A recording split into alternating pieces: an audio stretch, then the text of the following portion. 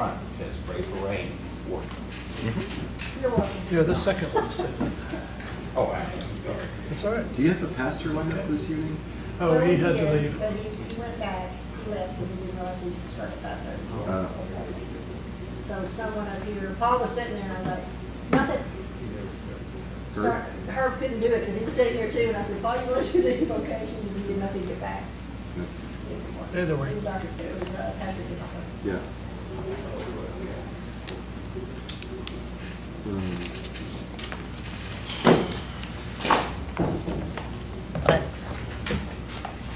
Chairman, his contact updates for FYI comment, the council meeting starts at 5:30 period. I wasn't sure if you were supposed to be here tonight or not. Sure. Yeah, he was here last time. Harold? Yeah. I should have told you, I just texted him. Hmm? You just texted him too? I think we're all hitting him up. Okay, everybody text Harold. I've done that before in a staff meeting when someone's late. I'm like, everybody text. Mayor just asked me to text you. I don't know what I'm supposed to say, but I text you.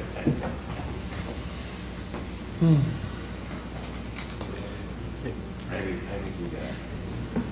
the streets, the water roads and the streets, you have to try It might be flooding. It might be flooding. That doesn't happen here. What are you talking about? Yeah. We don't go from one extreme to another. No. That's usually what happens. Oh, I know. Yeah, I did. Scott, you got a cat? I do have two. Oh, it's funny. I was outside with Christopher. He was working out in the yard. Your cat was looking out the back of the gate. He was looking at us. It's like, Was don't it the worry. black one or the mottled one? Whatever multicolor It's the patch yeah. looking thing. I don't know cats. All I know is I'm allergic to them. But it was looking over, making sure our dogs weren't outside. Smart cat. Well, so Pippin got out of my truck and ran. I didn't open the door fast enough to tell him to go in the yard. And so he ran over to your yard. Well, he ran, and I didn't know where he went. And when I called him, he came from around a tree or something in your yard and came this way. I was like, man, you have a suicide. I don't think he realized. My babies are only outside when we're outside. Uh-huh. I don't think he realizes what kind of dogs live there. 'Cause otherwise- Especially the puppy. Yeah. Oh my God. Although they might get along, who knows? My whippet has, Look at along really well. Athena loved cats when she was little, and Well, she I would know the play. dog, though. Well, no. I mean, she would lay with this cat and everything. They were together since she was a puppy. Her and cats were friends. This new cat showed up in our yard. She was going up just for a sniff. That thing scratched her nose, drew blood. Cats are all bad. Cats are all bad. Right. I think she probably still likes them, just more the taste of them. Yeah. Right. Well, we trained our dogs not to go for blood. My dog loves cats. He loves the way they taste. Now if, but Loki, for what, he just goes after them and for no reason, nothing's done anything to him. I guess he likes the chase, I don't know. My puppy likes to chase ours, but one swats him and hits him, and the other one, she tries to be friends. If she'll ever swat him, he'll probably leave her alone. He'll be 15 minutes late. Okay, we'll go ahead and get started then. He likes you better. Okay, period. We are going to go ahead and start, period. All right, so we'll call this meeting to order at 5:34. Let's start with a roll call. Sheena Martinez, District 1. all carried for District 2. Philip King, District 3. Herb Dyer, District 5. Harold Stein with District 4 is going to be late, and I'm Darren Schroeder, Mayor. Here. All right, please stand with me for the Pledge of Allegiance. I pledge allegiance to the flag of the United States of America and to the republic for which it stands, one nation, under God, indivisible, with liberty and justice for all. Honor the Texas flag. I pledge allegiance to thee, Texas, one state, under God, one and indivisible. Please remain standing for the invocation. Councilman Carey, would you? I certainly will. Please pray with me. Dear Lord, thank you for today. Thank you for the rain. Please send more, not too much. pray, Lord, that you will watch over us, keep us safe tonight, help us to get home safely. Help us, Lord, to do the business of this city with wisdom and understanding and carefulness. Bless us, keep us safe, and help us to honor and serve you in the things we do tonight. Amen. Amen. All right, thank you. Please be seated. Thank you. All right, so we'll open it up for citizens' comments. Do we have anybody that would like to comment for citizens' comments? All right. Next item is consent agenda. This is minutes for June 14th, 2022, regular called council meeting. Do I have a motion on the consent agenda? So moved. Second. All right, any discussion? All in favor? Aye. Aye. All opposed? Motion passes. Got the remote to turn on the TVs? Yep. I'm like, why isn't it coming on? Showing up.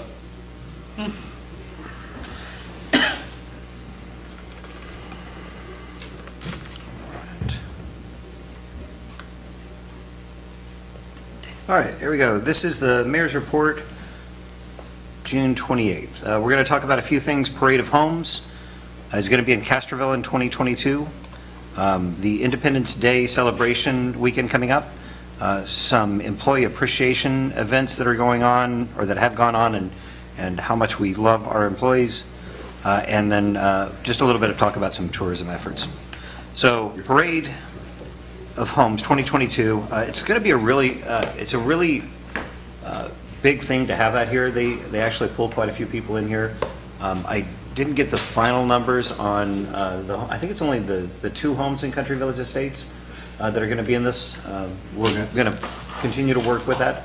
Some really, really nice homes, and just honored to have them. They'll be December 9th through the 18th. There'll be a special Castroville time during that, so we'll announce that as we go forward. Next. Okay, so I didn't put details in here. See, it's got my little placeholder for details. The old parade. I was running a little behind. I neglected. So we are going to start the old-fashioned parade. We've got all of the information out on the city website. It starts at 9 o'clock. We'll have the parade. There's a bunch of stuff going on over the park. So if you want more details on that, you can go to the Chamber's website at castroville.com and look on the calendar. You can go onto the city website or onto the Facebook page. Got a lot of details about some stuff that's going on at downtown, historic downtown with the parade, and then at the park after. We'll have some cornhole tournament, a lot of stuff going on there, lots of food vendors. I think that they've done a great job. They've been meeting on this for, what has it been, 7 months? Something like that. It's a big group of people that have really come together to make this come out right. You may have heard, but we are still planning on fireworks. So this is, we didn't approach this lightly. I thought that we were going to have to cancel it, but the team has worked it through. We have consulted with the fire marshal, with Keith Lutz from the Emergency Services for the county, Judge Schuhart, and it's not their responsibility to give us permission because they are unincorporated Medina County, but I did ask them for guidance. I gave them our plan, and they said there's nothing that tells them that we haven't covered all our bases and that we're not doing this very methodically. We worked through with Chief Cook to figure out if there was a safe way to do this, and his opinion was that it's actually better for us to invite people to a controlled environment with safety measures already in place, with firefighters on hand, with a separated out, a place that's surrounded on 3 sides by water. So he felt that this would actually be something good for us to do. So we will continue to monitor the weather. As I was talking to Keith Lutz about how to approach this, he had some great recommendations. We can cancel this up to the moment that they start flying. We are going to only do this if we can do it safely. Thank the Lord for the rain that's come, because that's definitely going to help out. But We're going to be monitoring it. If the winds pick up, we're not going to do it. If all of the stars don't align, we won't do it. We will only do it if we do it safely. But hopefully everything works out. And even if it doesn't, we're going to have lots of stuff going on down there, so we're going to have lots of fun anyway. So I know that we maybe didn't communicate this well enough. I want to give kudos to Scott. He's done a great job in leading this team. This is most of our city employees here. The staff is, pretty decent size. These people all work really, really hard, from the directors all the way down to the folks that are, feet on the street, making stuff happen. You can see, Devin loves everybody. He's just handing out hugs. So I want to give kudos to Scott because he really does, he shows appreciation. He does it through acts, he does it through words, he does it through basically everything that he does to show appreciation for the people that keep the wheels on the bus here. Sorry.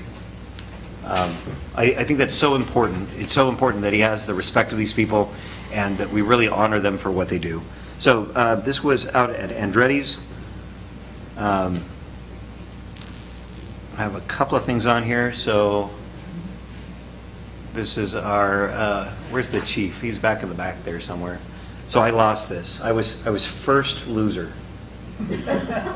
Second place. It's first loser, yeah. yes. That's right, that's Like 0.4 of a second. You're right. I was so upset. But Who yeah, won? it was fun. We had different heats, and we didn't keep track of all the times across all the different heats, different groups. I assumed that we were the Your group fastest. could beat you? What's that? No, I know I beat your time. Oh, no. I guarantee you. Yeah. But I was third. In my heat, I was third. Oh, Yeah. yeah. David and Caton, Caton beat David by .0001 second. So I have absolutely no fear of our Thousands. animal control going too fast Yeah. out on the street. He's like, man, that was really fast. I'm like, yeah, Yeah, it was fun. Yeah. It was a good time. gas pedal's on the right. So no, it was a good time. It was all good fun, and they all had a blast. So just a couple of pictures. I had some comments on here. Here we go. Here's our library crew. Angela's very serious. Good, solid fun. April, she's so much fun. And a little mischief. And Deborah trying to figure out what is up with these little tiny bowling balls. They don't make sense. She got really frustrated. Oh, wait, Anyway, back up. so, Cynthia didn't see that one. oh, We need to have that printed. She's praying for rain. I think this is what she's like in a lot of our council meetings that go late. I was like, I want to hear a lot of that. Yeah, this was actually an appreciation. How long have you been here, Deborah? 15 years. 15 years. I'm so sorry and thank you so much. All right. You got your 10-year pin, right? You'll get your 15 next She year. gets the 15 next year. Yeah. All right. Sorry, they've already been purchased. That's that back over. No, it was great fun. They did a great job. Everybody was just, I love how people get together. They're kind, they're fun. So thanks for putting that together. Except when you're on the track. Except, no, they weren't. Devin, I was like, dude, lay off. I think so. I hope this works. He did great Looks like too. it's left on. Thank y'all. I think he's as competitive as I am.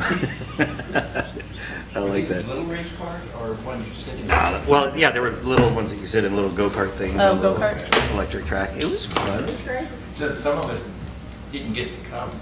They're electric, Cute. We'll do it again. Do it again.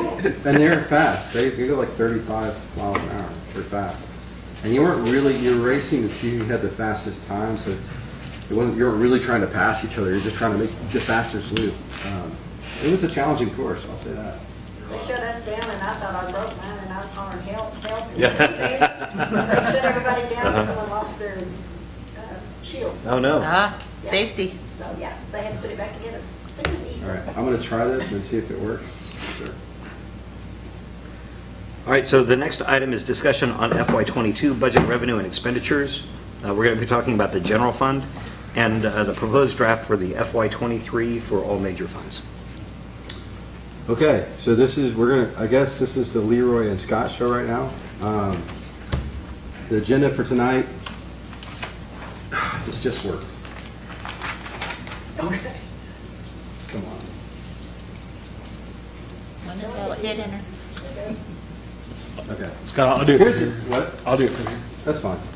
The agenda for tonight is, we're going to review the 2021 audited numbers. So this is last year's budget, just kind of figure out where we ended up for the year.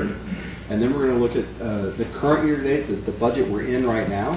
So we're going to kind of look at three budgets. We're going to look at last year's budget, how it ended up after the audit, this year's budget, where we are year to date, and then the proposed budget for the general fund only. We haven't gotten as far as to be able to present utility funds. We'll do that at the next workshop. Next slide, please. So these next three slides are going to go over the where we're at as far as the audited, where we ended up for the year. And this slide is showing you kind of three things at once. It's showing the year starting in 2011 to 2021, and the amount of our fund balance. And then that blue line along the top with the numbers on it represents the number of days of fund balance that's available. One thing you will note is that on the days available is relative to the cost of the fund. So in some cases, the fund balance went up, but the number of days might have stayed the same or gone down. And that's because, well, the budget also went up, and it's relative to that, right? There's a correlation there. So that's why you see some of the days. So for instance, our fund balance did go up between 2020 and 2021, but our days on hand, it looks like they dropped slightly. I can't read that number, but it's much clearer. Yeah, it flattened out a little bit. Well, they what went down is- a little bit from 398 to 389 days. Yeah. So we have over a year of funds in the general fund balance. So that's where we're at. Next slide, please. This just kind of shows you where we are in property and sales tax, and you'll see, again, both are up and to the right. Our sales taxes increased considerably over the last couple of years. We are working. Excuse me real quick, let me just announce, so Harold Stein is here at 5:47. We don't do that to make people feel bad. It's just part of the official record, so we know what people came about. Well, it's a little bit of So you each. know. Yeah. I accept it. I'm trying to be nice. And you're being mean. All right, that's good. Good cop, bad cop. We'll trade places later. So sales tax is up quite a bit, or just over the last 3 years, and it's indicative of what we're seeing from more retail and some of the other things that have been added. The mayor and I are working on a report that we'll be sharing on a quarterly basis that will show, it's a little bit more in depth on sales tax, and it kind of tells you where it is by industry and where our growth areas are. Who is the second largest? Amazon? Is Amazon the second largest? When you add them up, yeah, Amazon is the second largest. Yeah, it's So- kind of nuts. I mean, we Keep put a ordering. lot of money in sales tax, and something like the top 4 or 5 make up like 80%. Is that what we're saying? The top 10 make up 50%. Okay. That's awful. Yeah, top 10 make up 50%, half of our sales tax, and Amazon's number 2, so that's a lot of money. All right, next slide, please. Just kind of property sales. This is your revenue versus expenditures with transfers, and the thing that you want to take away from this is when you look at revenues, that's the bottom line. Expenditures is the top line, and that gray bar just represents the transfer. So absent the transfer, in 2020, we were really, really close, as far as our revenues and expenditures being about equal. But truthfully, without that transfer from our utility fund, we would be in the hole. And we would have been in the hole by more dollars in 2011, right? And we're getting closer together. And this is ideally, you'll see that as time goes on, as we manage the budget, you should see those lines cross. And because ideally, we shouldn't be relying on that transfer to make the budget whole every year. If it does, it would be because we make one-time expenditures, because we purchase capital goods and other things that are a one-time purchase. But to have to subsist on it is not fiscally sound, right? It's not something you really want to rely on. So that's kind of the takeaway. That transfers still are needed. They're still kind of doing their job to keep us afloat. So those are the 3 slides that have to do with last year's budget. We're about to transition into the current budget we're in right now, the FY22 budget. And this is just the budget, the adopted to actual. And each of these slides, so this is your general fund and enterprise funds, is the revenues, just looking at revenues. So adopted to actual for general fund, and I'm going to apologize right now because I noticed as I went back through this a little bit ago, we reversed colors on you. From this slide to the next slide, it wasn't on purpose, but they reversed. So the blue on this is general fund in this slide. The yellow or orange is enterprise fund or utility fund. So when you look at our collections, this is year to date. We're 75% through the year, and we've collected 93% of our revenue that we had budgeted for the general fund and 71% of the utility fund. Now, 71% is not a bad number, frankly, because general or utility funds are seasonal, and you make more money in electric and water during the summer than you do, the rest of the year. It's kind of like Black Friday for retailers. The summer is when generally utility funds actually get into the black, and we are already. You'll see in a minute, we're running great when you look at the bigger picture, general fund and our expenditures and revenues for general fund and utility funds. So if you'll go to the next slide, and this will show our expenditures year to date. Again, this is just kind of a summary slide, and again, I apologize. The one on the left is your general fund. Now it's in yellow, and the one in blue is your enterprise. I do that to keep people on their toes. And this is our expenditures. So you'll see, again, we should be at around 75%, and we are. We're slightly under. So we conservatively estimate our expenditures. We conservatively estimate our revenues. We're at about 70% for the general fund, and we're at, 72% for the utility fund. Can we go to the next slide? And then this is our sales and property tax adopted versus actual. So we already showed you that we're at something like 93% for the year, but this kind of gives you a better breakdown of what those look like. So from a property tax, one of the things that we will not be doing in the current budget, or the proposed, that we were a little too conservative for property taxes, just as a general rule or general guide, kind of the council for finance officers across the state of Texas by the General Accounting Board is to budget your property taxes at around 98%.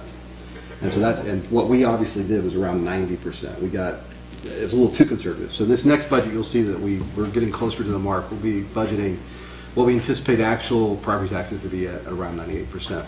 On sales taxes, it depends on the individual municipality and its sales track record, et cetera, but you can be a little more conservative there by budgeting 85% of sales taxes or 95%, anywhere in that window. So again, year over year, adopted versus actual year to date, we're at 83% for sales tax already and 110% of property tax. So looking great. Next slide, please. And this is our expenditures by department adopted versus actual. And you're going to see 2 departments per slide. So this is the city administrator and the library. And at this point, I'm going to pass this over to Leroy to go over the year-to-date actuals by department, because you may have some questions about why, what the percentages are and why they are where they are, and he can tell you what the actual expenditures are if you have any other questions. You want to take those over? Sure. Thanks, Scott. So as Scott mentioned, we should be at about 75% at the end of June, which is just in a couple of days. Last meeting, y'all approved a budget amendment. If y'all remember, there was a couple of things on there that affected the actual budget itself. And so by the next quarterly report that I present in July, those numbers will be reflected. So right now, they're not reflected here. So anything above 75%, yes, there's reasons why they're above 75%, but more than likely, the amendment will fix that to be under 75%. So the first one is city administrator. Right now, he's about almost 80% of expenditures year to date. So out of the 141, he's at 111 as far as what he's already spent in his budget. And that's anywhere from salaries to supplies and materials, contracted services, and so forth. So it just happened that he's already above 75%, and that's okay. The next one for library, she's right about 75%. She's at 73% right now. So again, the bulk of these is going to be salaries and supplies and materials and so forth. So right now, pretty much everyone is on target. We'll go fairly quickly on these. If you have any questions, please let me know and I'll address them. Right now, police is at 82%. They're the biggest department on the general fund side and it's majority salaries. So they're at 82%. And the court is at, I'm sorry, I can't see this. This is really small. Is at 60%. So they're doing very well. It's only the court clerk and the judge. And she never has much expenditures to begin with other than salary. So she's where she needs to be. The next one is emergency management. This is one that y'all approved this past year for $6,000, and we bought a couple of things back when the prior chief was here, Chief Jackson, and we're at 21% right now. So there's still some money left over to buy other materials that we need, and I think Ms. Martinez, you were part of that discussion. So next one is community development. She's at 66%. Remember, it's just Brianna and Carl from that department, so it's just a two-person group, and again, she seldom uses her budget, so only if she absolutely needs it, she'll spend it. If not, she doesn't use it. So kudos to her. And that's at 66%. The next one is streets. Streets is it's called public services, but I put streets because I think that's what y'all know it as. They're at 83%. And so yes, 83, I'm sorry, 63. Can't see this here. 63%, so he's way into the 75% mark, which is great.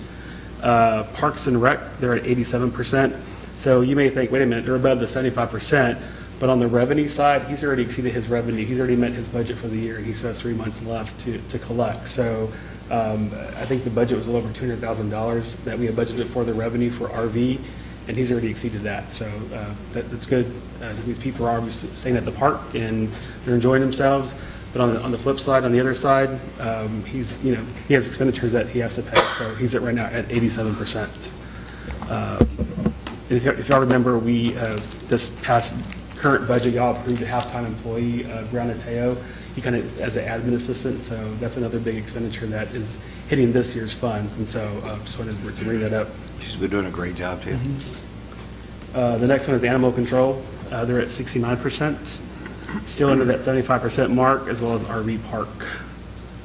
The next one is, okay, it's finance. Yes, it's my group, and we're at 91%.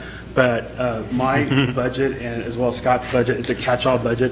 If we get things, bills throughout the year that we don't know where to code them to finance, code them to city administrators. So I promise we're not spending as much as it looks like, but we do have, there's 3 employees, 2 full-time employees plus 1 part-time under finance, as well as myself. And then here we pay like the county taxes that's due once a year. There's a couple of high expenditures on there. So again, it may look like we're above, we are above the 75%.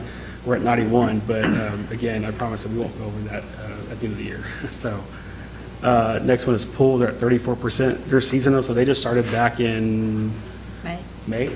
So we'll be seeing that number increase month after month. And I think they pretty much end in September, I think. Labor Day. Labor Day, yeah.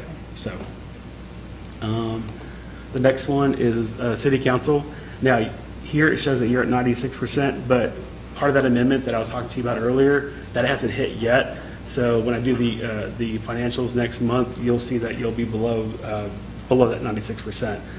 Part of that was like special activities. There was some Christmas decorations that were purchased, some other besides y'all's meetings, but remember the amendment was I only budgeted, I think, 12 meetings a year, not the 24 or 28 meetings, and so that was part of the amendment. That was my fault, so we corrected that, so thank you for that.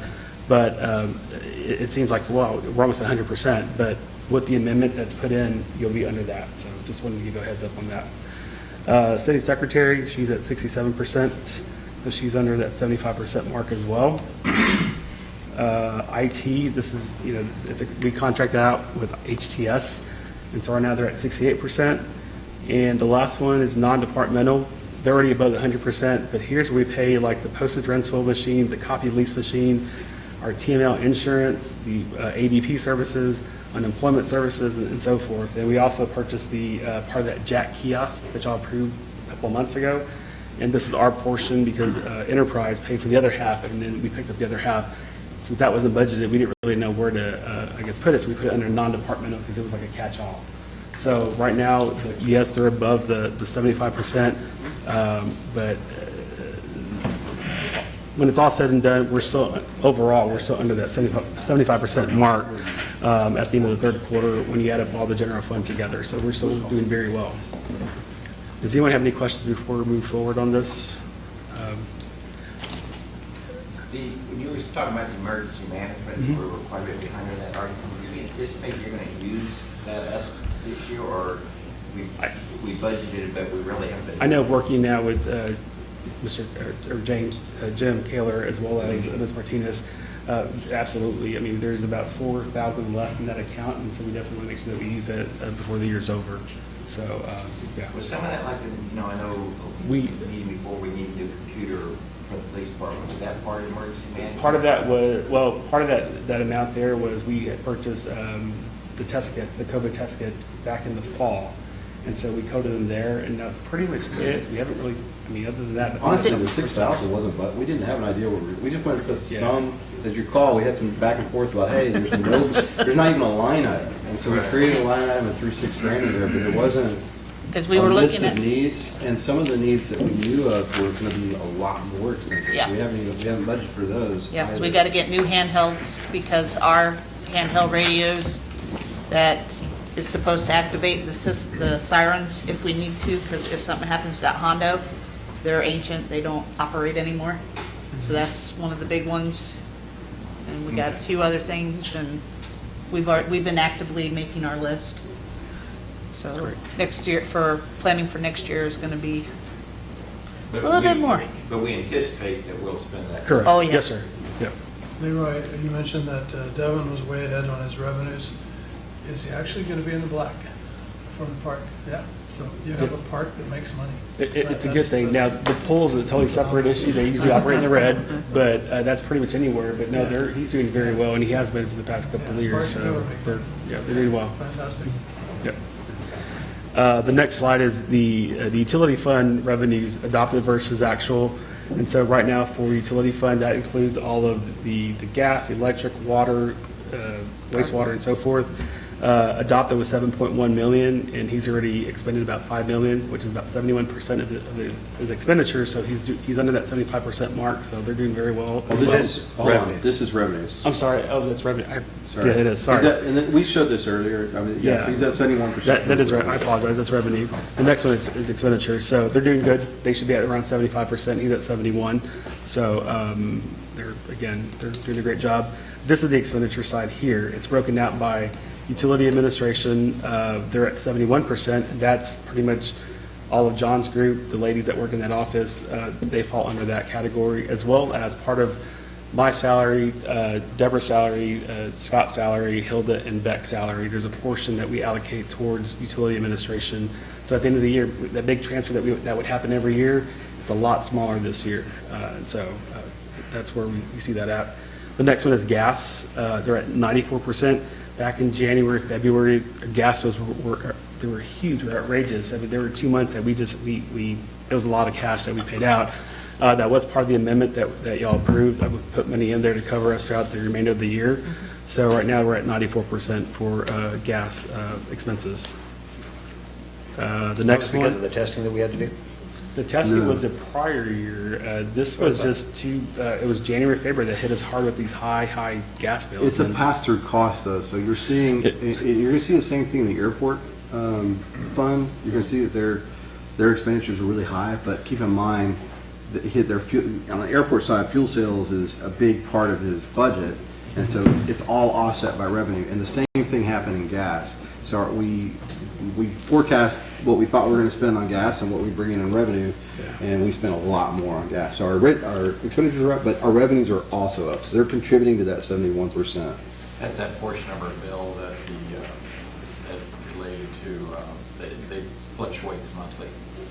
Yes. On our utility bills. Yeah. I forget what they call that, the, Fuel charge adjustment. Fuel surcharge, or yes. The next one is sewer. They're at 41%, so they're really low on their expenditures, followed by electric, and they're at 61%. Again, way under that 75% mark. And the last one for his department, for water, they're at 74%, right at that 75% mark, which is good.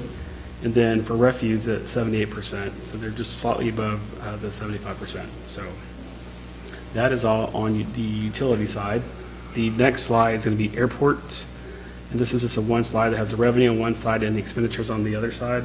So at revenues, he's almost collected 100% of his revenue. So as Scott was mentioning just a few minutes ago, that very, very good on his part. But at the same time, he's already at 90% on expenditures. So at the end of the year, when it's all said and done, there's a few more revenue that we will be collecting on that side of it. But then on the other side, the expenditure side, that's going to keep going up because of fuel costs. I mean, and that's what's hitting them. Every month it's going up, and we're having to pay that out, but at the same time, we're actually collecting it on the revenue side, so it'll offset it at some point. So that all, right now what we're looking at is just, again, the adopted versus actual. The next couple of slides is going to go into the actual proposed budget for next year. Again, this is just a proposal, it's an estimate. So before I move on, do you have any questions or? Okay, so here, this is all general fund that we're talking about. We'll do utility fund and the other funds at the next meeting. So right now we're going to focus on general fund. So right, what you're looking at here, you have your actual fiscal year 2021, kind of where we ended at per the audit. And then of course, right in the middle is what y'all approve this for this current budget. And then the last column is the proposed budget that we're looking at for revenues. And it's broken down by sales tax, property taxes, municipal court, Parks and Rec, and other revenue.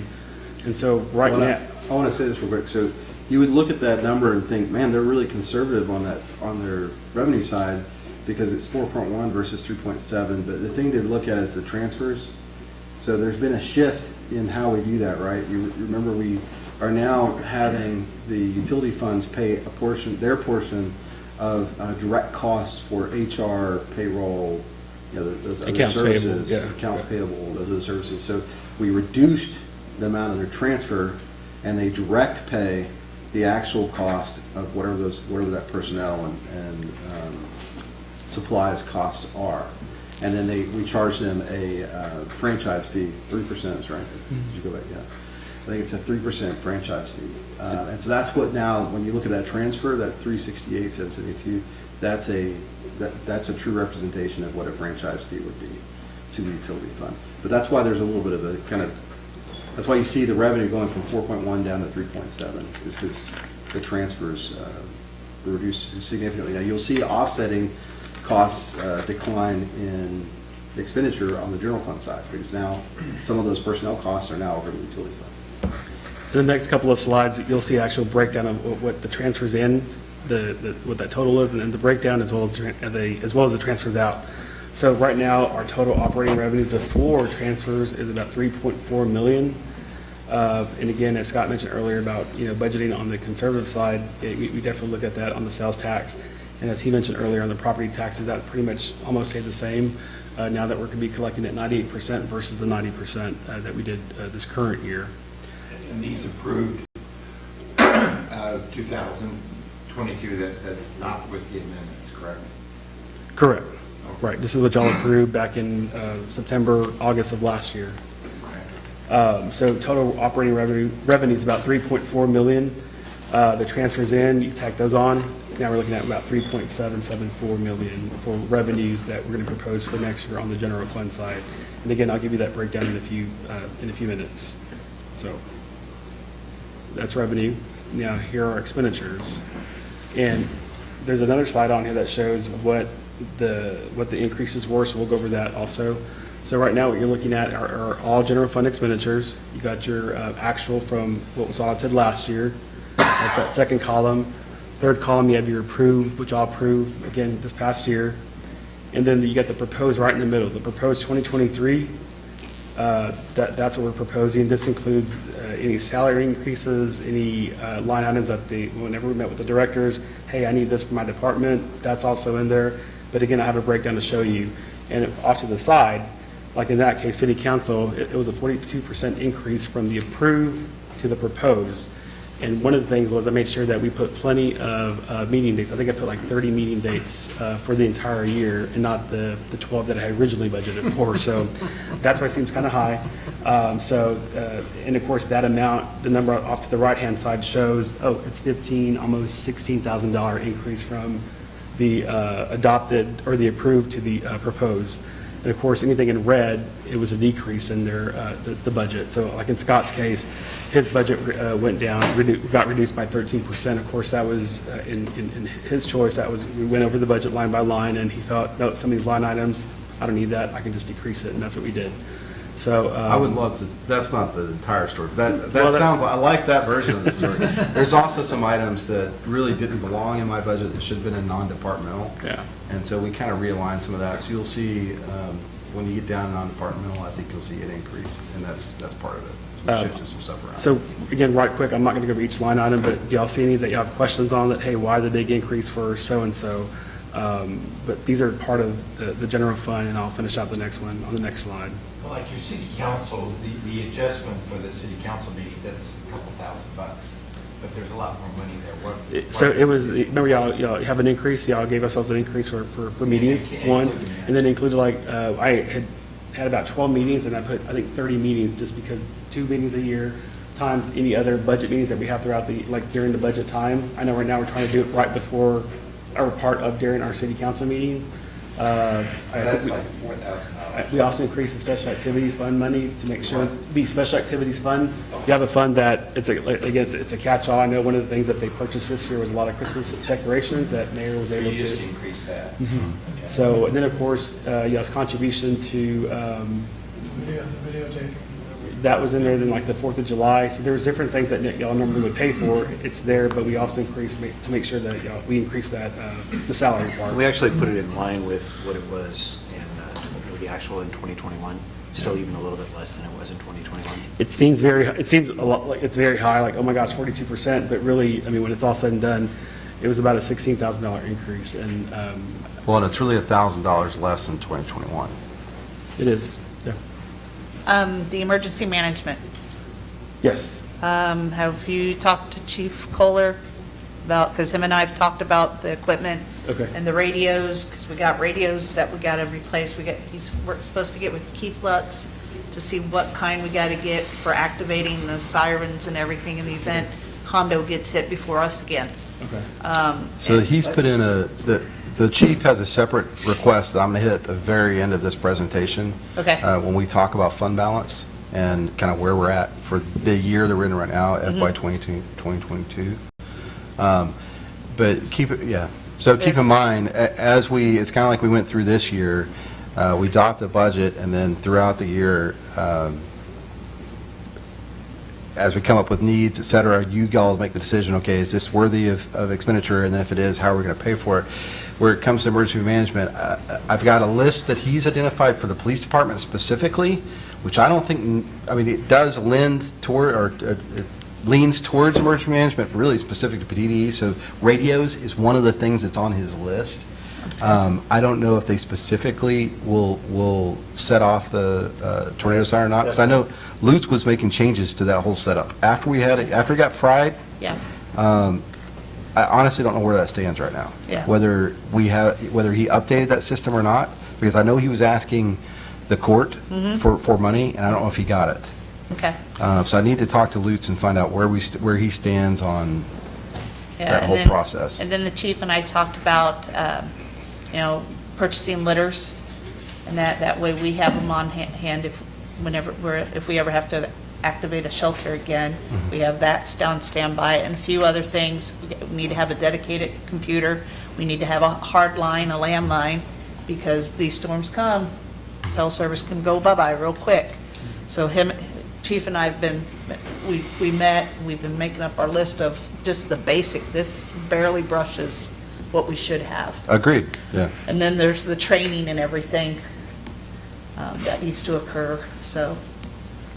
Yeah, the training, I don't know how much expense there is involved in training now. You have the COG and TDM and FEMA, but I know TDM and COG both offer training at no cost to us. Yeah. They'll come in and do our tabletops, they'll come in and do that kind of stuff. So I don't know if we'll have an expense, it'd be very minor. Yeah, for because I'm expenses. looking at, if we do it right, they have special disaster emergency management response for police on what they're supposed to do, for public works.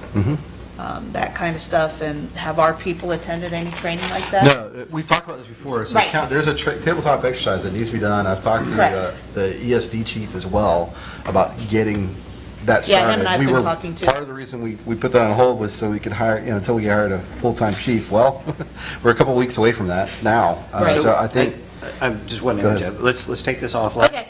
I just- These are great details. This needs to be a conversation to have to. Okay, not a problem. This is more strategic planning. I know where he lives. well, I would just say for council, if there, as we go through this budget, it is a proposed budget. So if there are items in here that you feel are not properly represented, that we need to look at and increase, like this fund, I mean, yeah, let me know.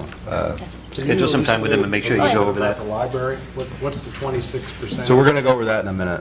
That's also, there's a couple of assumptions that are built into this, and the library has a pretty significant expense that's related to that, and I'll go over that in a minute. So let's push through this and get into the details, Okay. and then we can bring it back to this if we need. So Okay. the rest of the general fund budget expenditures, the proposed, you got Parks and Rec, RV Park, and so forth. And so the total operating expenditures is 3.77791, and our revenues is right around 3.77. I'll show you the breakdown in a few minutes. We talked about transfers in with revenue, but we also have transfers out on the expenditure side. So our transfers out total about $426,000, which I'll give that breakdown shortly. So total revenues is about $4.2 million for this next fiscal year coming up. So the next slide's going to show the breakdown. Wait a second. Just, go back. Yeah. Total revenues or total expenditures? Total expenditures. Okay, you said revenues. Yeah. So here's the breakdown for transfers in and transfers out. Transfers in, think of that as part of the revenue coming in. So we got $6,000 coming from airport for admin services. We got $108,000 for right-of-way from enterprise fund over to general fund. And that breakdown is about $27,000 from gas, water, electric, and wastewater.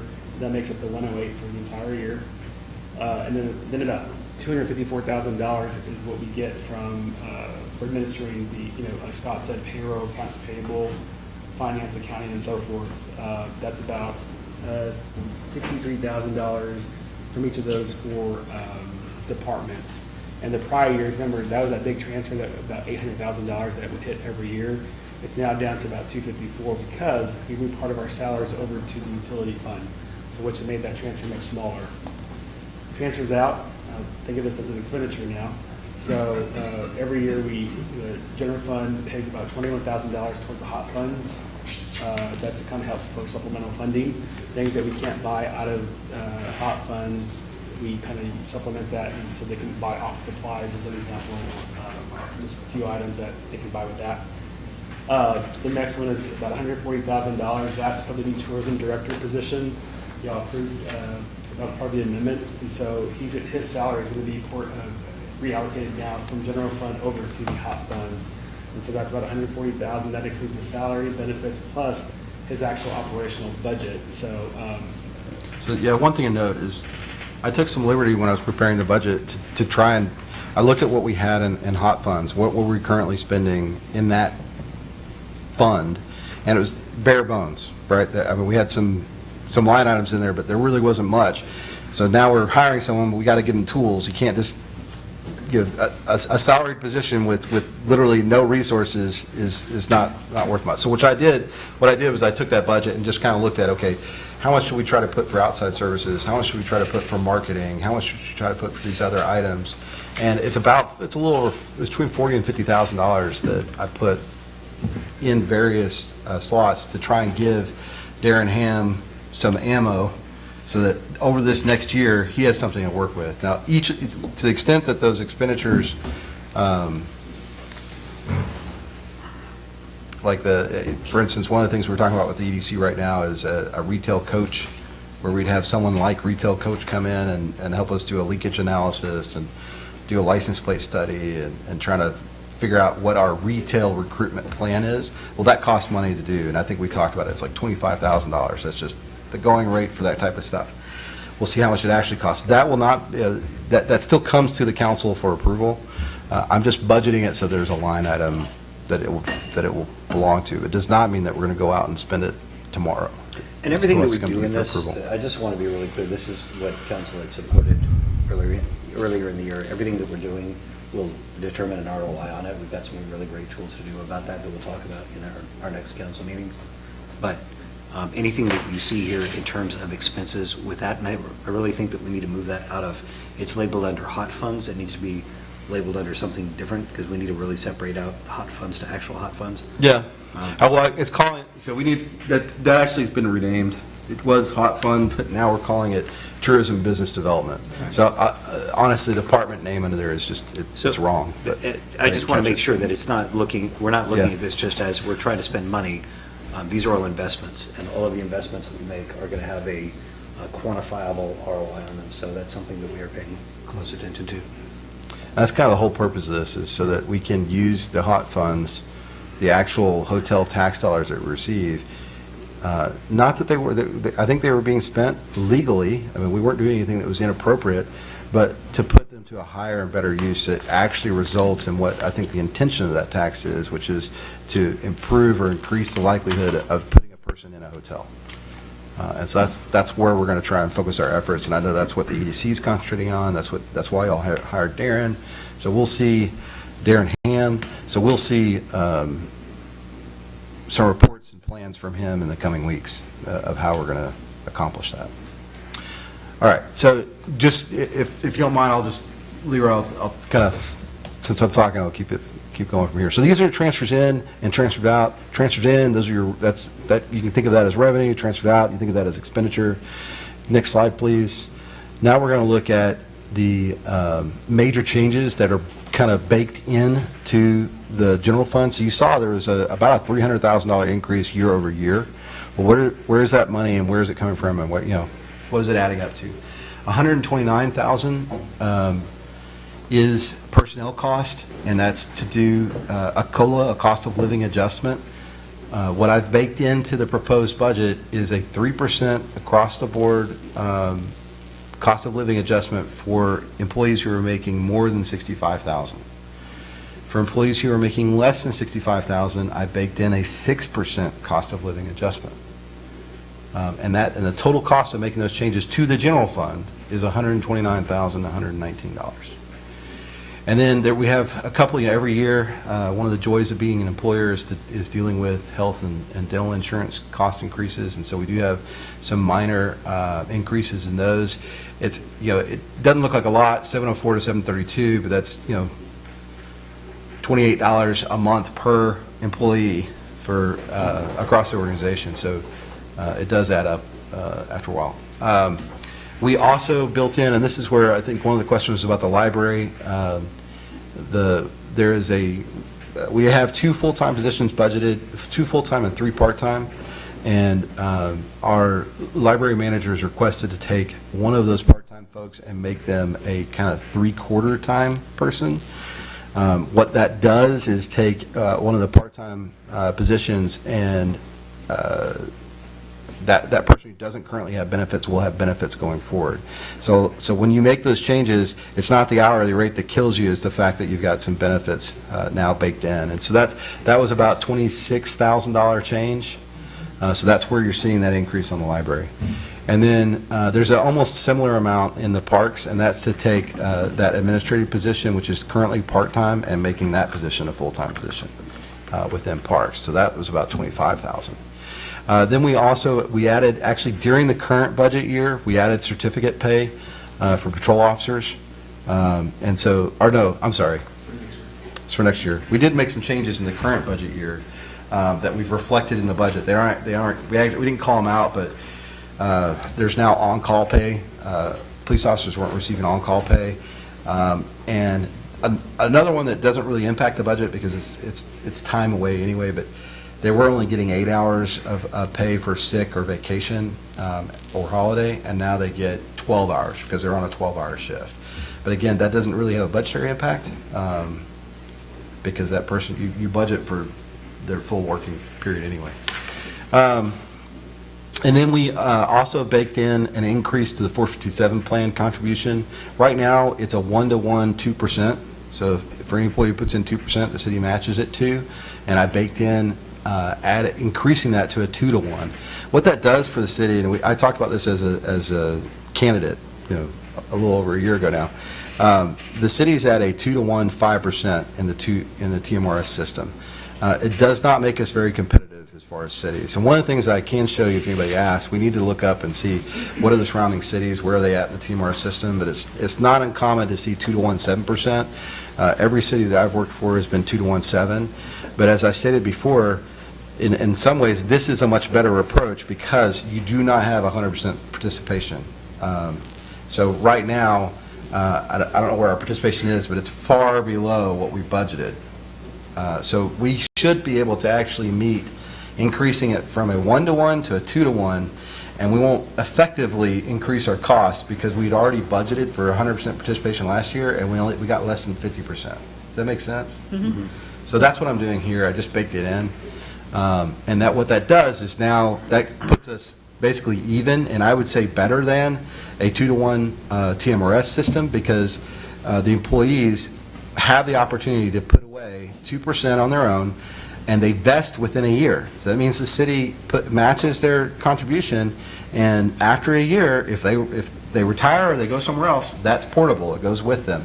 The TMR system doesn't work that way. It's a 5-year vesting, and you don't get the employer match ever, except in a pension, right, at the very end when you retire, which also has its pluses and its minuses. So, again, that's kind of what's baked in here. Those are the major assumptions and the major cost drivers to the budget. You want to go to the next slide? So wait, stay on go here for a ahead. second, go back. Uh-huh. So out of the 6 items, I think that all of these we've talked about, they all make sense except for one of them. So the cost of living increase, I like the way that you're approaching this because the ones that are harder hit are the ones that are making the less money. So I think that's totally appropriate to today's economy. Increasing benefits, I think that a lot of our positions we're not competitive with the area, and so as you're looking at ways that we can better take care of the people that take care of us, totally agree with that. Same thing with the certification for the patrol officers. We see that Parks and Rec is doing really well in terms of revenues, but can you explain the justification for increasing? What is the need? What is the reason for the increase at the library? I've not seen that in any of our presentations. Yeah, no, you haven't. It was a request made, so I can have a separate presentation made for the next workshop where we really kind of put the justification together for the library. But in a nutshell, one of the things is we're going to have quite a bit of growth if we haven't. Our library already does more, has more traffic than pretty much any surrounding library. And as we grow, that's only going to get more intense. One of the things that I'm doing, and one of the reasons I kind of acquiesced to this request, is because I've put the kiosk over there, and my anticipation and expectation is that our librarians are going to act as a customer service group. And in fact, I have shared this with council in the past. My goal, aim, and ambition is to make it so that there is no walk-up service at City Hall. That we've made it, and there's a lot of work we have to do to make this possible, but I want all of our permitting, all of our payments to be accessible online or through a kiosk. Doesn't mean that someone can't come in and do it, but I really want to make it so that there is no reason for you to come in person. Then the next step is I'd like to, when they do something in person, I want them to do it at the library. I want the library to be a community resource. It already is, but I'd like to build on that notion as a library as being a central hub, as a community resource where you go to get answers to your questions, whatever those questions may be. So I want to train our librarians in how to navigate the website, how to help with payments, that sort of thing. Now, if a person has an individual question about my utility bill, why is it this amount, et cetera, the library is not going to be able to give them that question. But they can still go to the library and say, hey, I have this concern, and the library will show them, okay, well, here's where you go on, because again, ideally, all of that interaction happens not face-to-face. They're sending an email to someone. Well, I don't have a computer. Great. We have computers here. Let me help you, type that. I mean, You're literally, fish. I want to do in the that. right direction. That's So good. to be able to do that, I do need to be able to give them more resources. And if they're saying they need them now, even if I don't feel that, and I'm not saying this, but even if I didn't feel that justification was at 100%, I believe it will be by the end of the budget year next year. I think we're going to be in that position where we'll actually be driving more business that No, I think way. you explained it really well in terms of trying to add customer service. And like I don't look at our library staff as customer service people, but they're definitely educators, and they can help people understand how to navigate those, how to get to some of those things, so. Well, and ideally, I mean, the real goal is to provide all that service to folks, but also, you know, the sneaky second part of that goal is to capture all the residents who don't know about our library and aren't going there and aren't taking advantage. There are some really, really good resources through our library. Specifically, the LinkedIn Learning is phenomenal. The fact that that's available for free to library card holders is pretty amazing, because that's worth thousands of dollars for people who are underemployed or looking to make career advancements or develop specific skills as adults. That's all, again, that's what your library is there for, and I think the more we can drive people there, the more adoption that you'll see, the higher adoption rate you'll see by the community. I think that's really good. I'd really like to get the word out, because that was something that we looked into a few years ago, just to even see if it was possible, because you can get all kinds of certifications in project management and different computer systems in all kinds, and it's not all technical stuff. So to be able to provide that resource for free, you're absolutely right, it's phenomenal. So I want to see more people that get it, and I think our librarians do a fantastic job now with new people. I want to send them more. So- It was a follow-up Go ahead. to yours point. So yeah, you mentioned if you could give a little bit better presentation on that. Because to me, if you need the extra person, why? And you explained it in part way. The other thing on Parks and Recreation, in reality, are all the expenses of Parks and Recreation incorporated? When you say we made it, we're in the black, does that include all revenue? Does that include Leroy said we're in the black. I didn't say that. Leroy said we're in the black. I'm throwing him under the bus. It's still a cost. Yeah. But for instance, we have a halftime position now. Mhm. What is going to change if that requires that to be a full-time position? Or because that's a halftime position that just came on this year, but when you give the same presentation, you don't have to give it tonight, but when you can give, what justifies the need to have that full-time? We certainly will. I just know from my own experience working with Devin and Bree, I really need her to be full-time already. Part of what I'm trying to do is build capacity within each of our organizations. So we've talked about the reorganization that's taken place at Public Works. David is now taking Roy's position. He is the Assistant Public Works Director. I believe that's his agreed upon new title. It was going to be just Director of Operations, daily operations, but I think he's got an Assistant Director to the Public Works.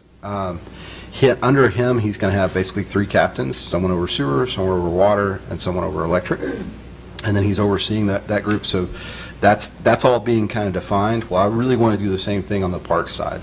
I want to be able to have Devin to have his captains over parks and streets, because as we grow, I really need to be able to share more responsibility. So one of the things I've also talked about is moving code enforcement and animal control. They will more than likely be moved away from away from PD and Brianna and underneath Devin for him to manage that function. That's something I've talked to Curl and Blue about. They understand that could be coming soon, but I can't do all those things without building his capacity. So that's really what it boils down to. But we'll do a presentation on it at the next workshop. I think it really helps us understand the strategy for each one of the ones, so I think that's really good. You had another thing? In regards to the library, with the added responsibilities and duties you're looking at, are we going to have to change their job descriptions? No, I'm just going to put it all under other duties as assigned. No, I think that's definitely one of the things that I want to do across the organization. So we're working on building a curriculum through the ADP system. ADP has literally thousands of videos of different types of training that can be made available. And I want to create a basic curriculum for all employees, myself included, and one of those is going to be customer service. I think everybody needs to have some basic training in customer service. There may be some basic Excel, in Microsoft Office and that kind of thing that everybody gets, and there's some basic leadership training that everybody gets, time management, basic, right? So there'll be some of those things that need to be built in anyway, that it's going to be part of an organization-wide effort. So yes, I think job descriptions will probably need to be updated as part of all of that, across, not just for library, but everywhere. Good question. If we All have right. one position for next year, we're proposing it'll be a split funded position, so half-time would be under streets, the other half would be under parks. So it's not 100% all out of parks budget. And I saw that, but I guess that really goes back to a presentation from you about the whole reorganization. Because if that's tied into the reorganization, I can understand. Yeah, it absolutely is. It's Because part at of the beginning, the. we didn't have any position there, now we have a half-time position, and if this individual, is she going to then be, is it an administrator where you're looking at timesheets or stuff, in other words, just give us a presentation. Sure. Yeah, and some of that, I'll be honest, some of that we're still working out, because I don't want to get too ahead of myself. I want to make sure I have the resource, and then we'll add to it, but yeah, we'll get. You're in a really tricky spot because we are at the cusp of absolute explosion. We're also at the cusp of inflated inflation. Yes. Like hyperinflation. So our future is very unknown. We have to prepare for this massive growth. At the same time, we can't spend on the massive growth right now. So my hat's off to you. All of the stuff that you've been putting in place, I know that what you're doing is basically mobilizing everybody so that we can act when we're ready to, and you're building in that capacity. You're building up the employees. It's no small undertaking. So.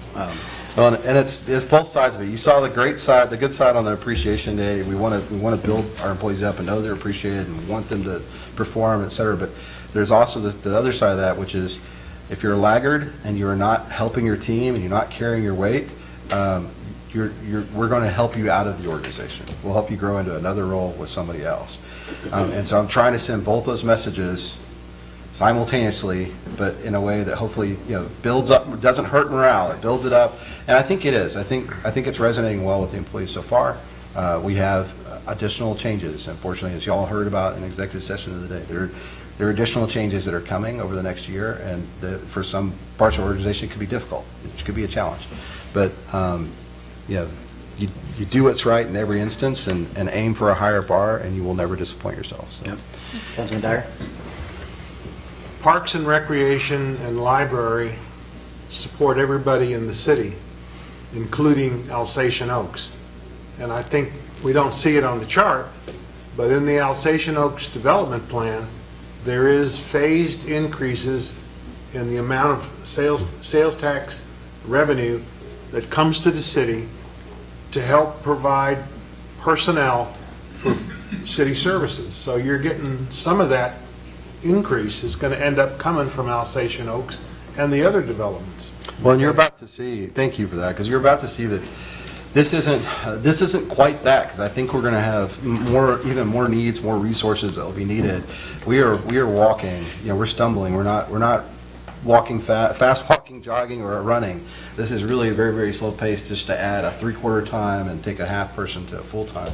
And I realized, we just put the other person at halftime last year, but we really, honestly, I needed her at full time last year. Yeah. So this is the change. Can you go to the next slide, because I want to show you, I think this is so this is the use of the fund balance. So I wanted to remind you some of the things that are in the budget throughout this past year.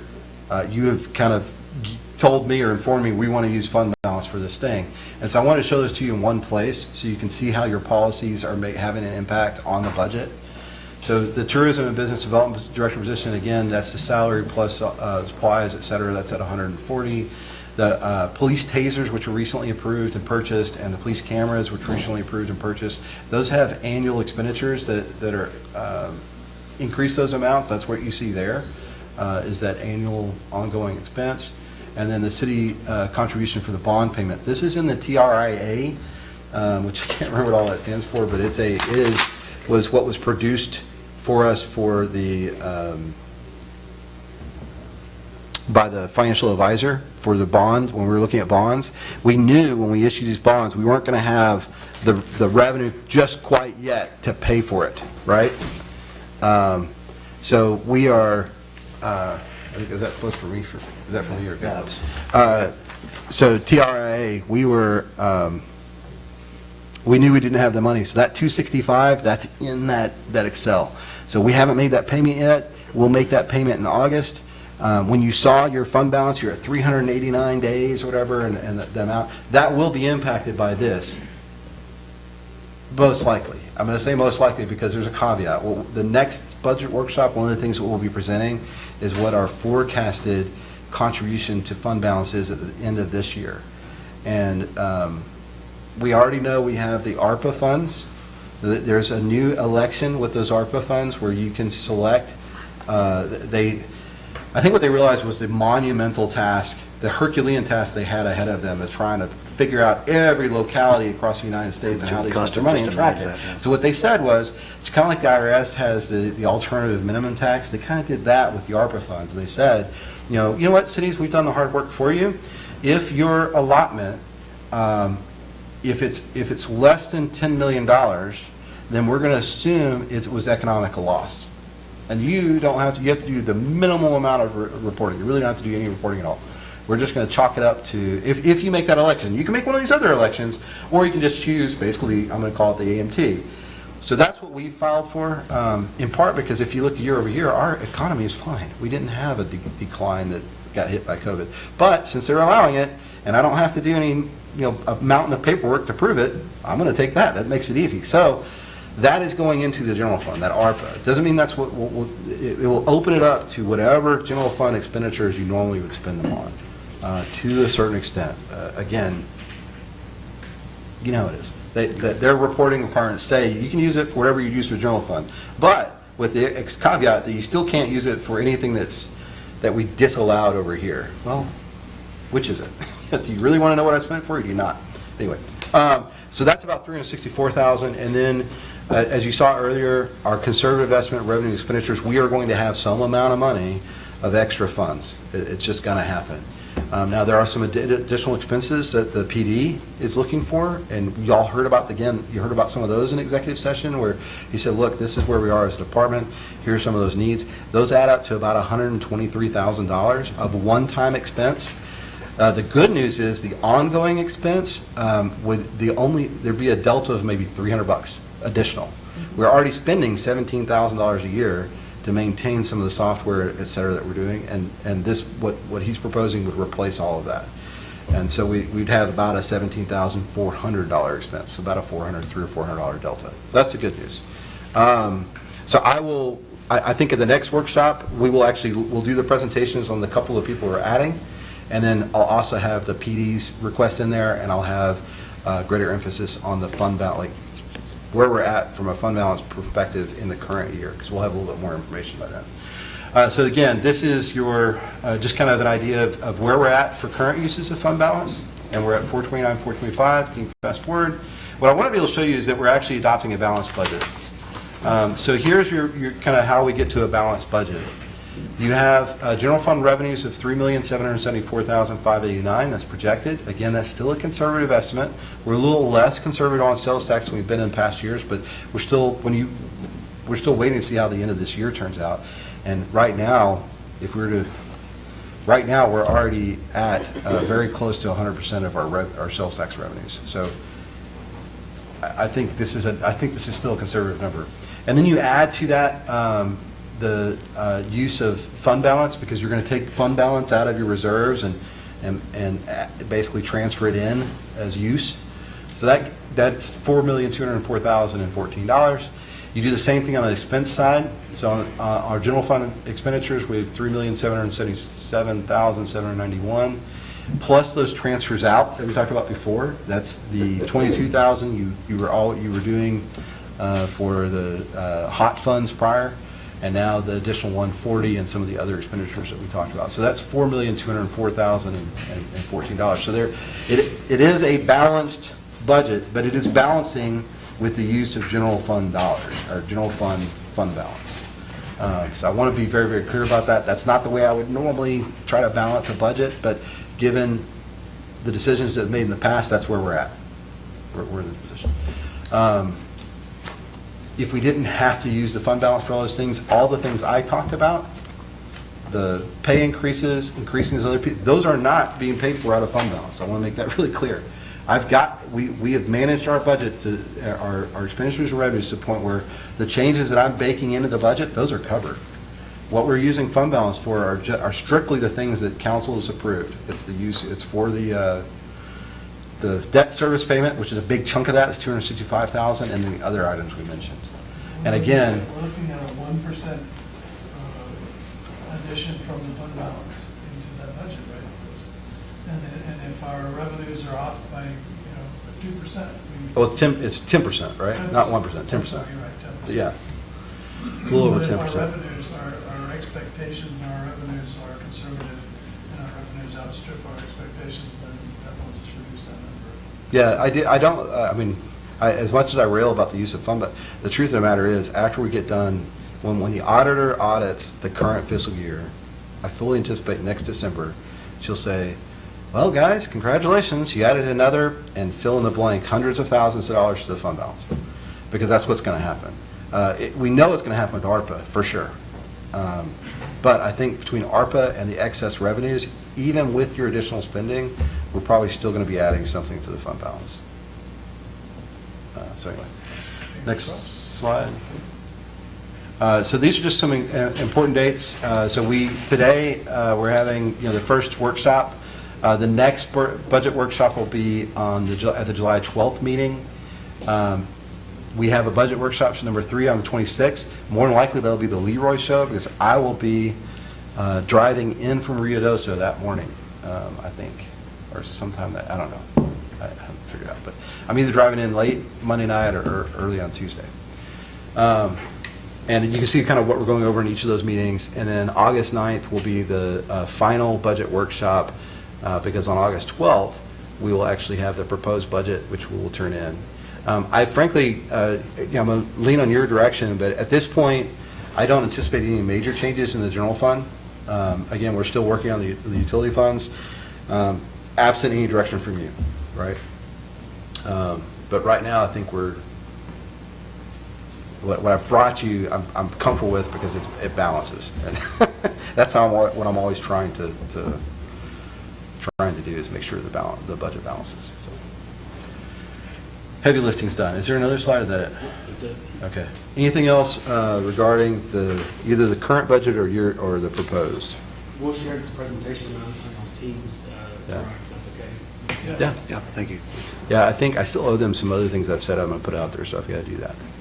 Yeah, if you guys can all go through it and just take a look at this, make notes, and make sure that we get questions out early, especially about the things that we need details on, please take some time to do that. Right. Anybody have any questions? Good presentation. Thanks. Thank you. Thank you, Leroy. Thanks, Leroy.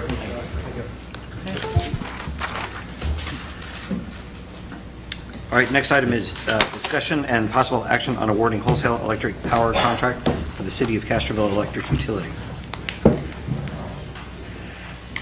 And I do you want me to show those up there? We had the slides. Okay. I need to pull those up. You got to look at them. You didn't have any concerns, I guess. No.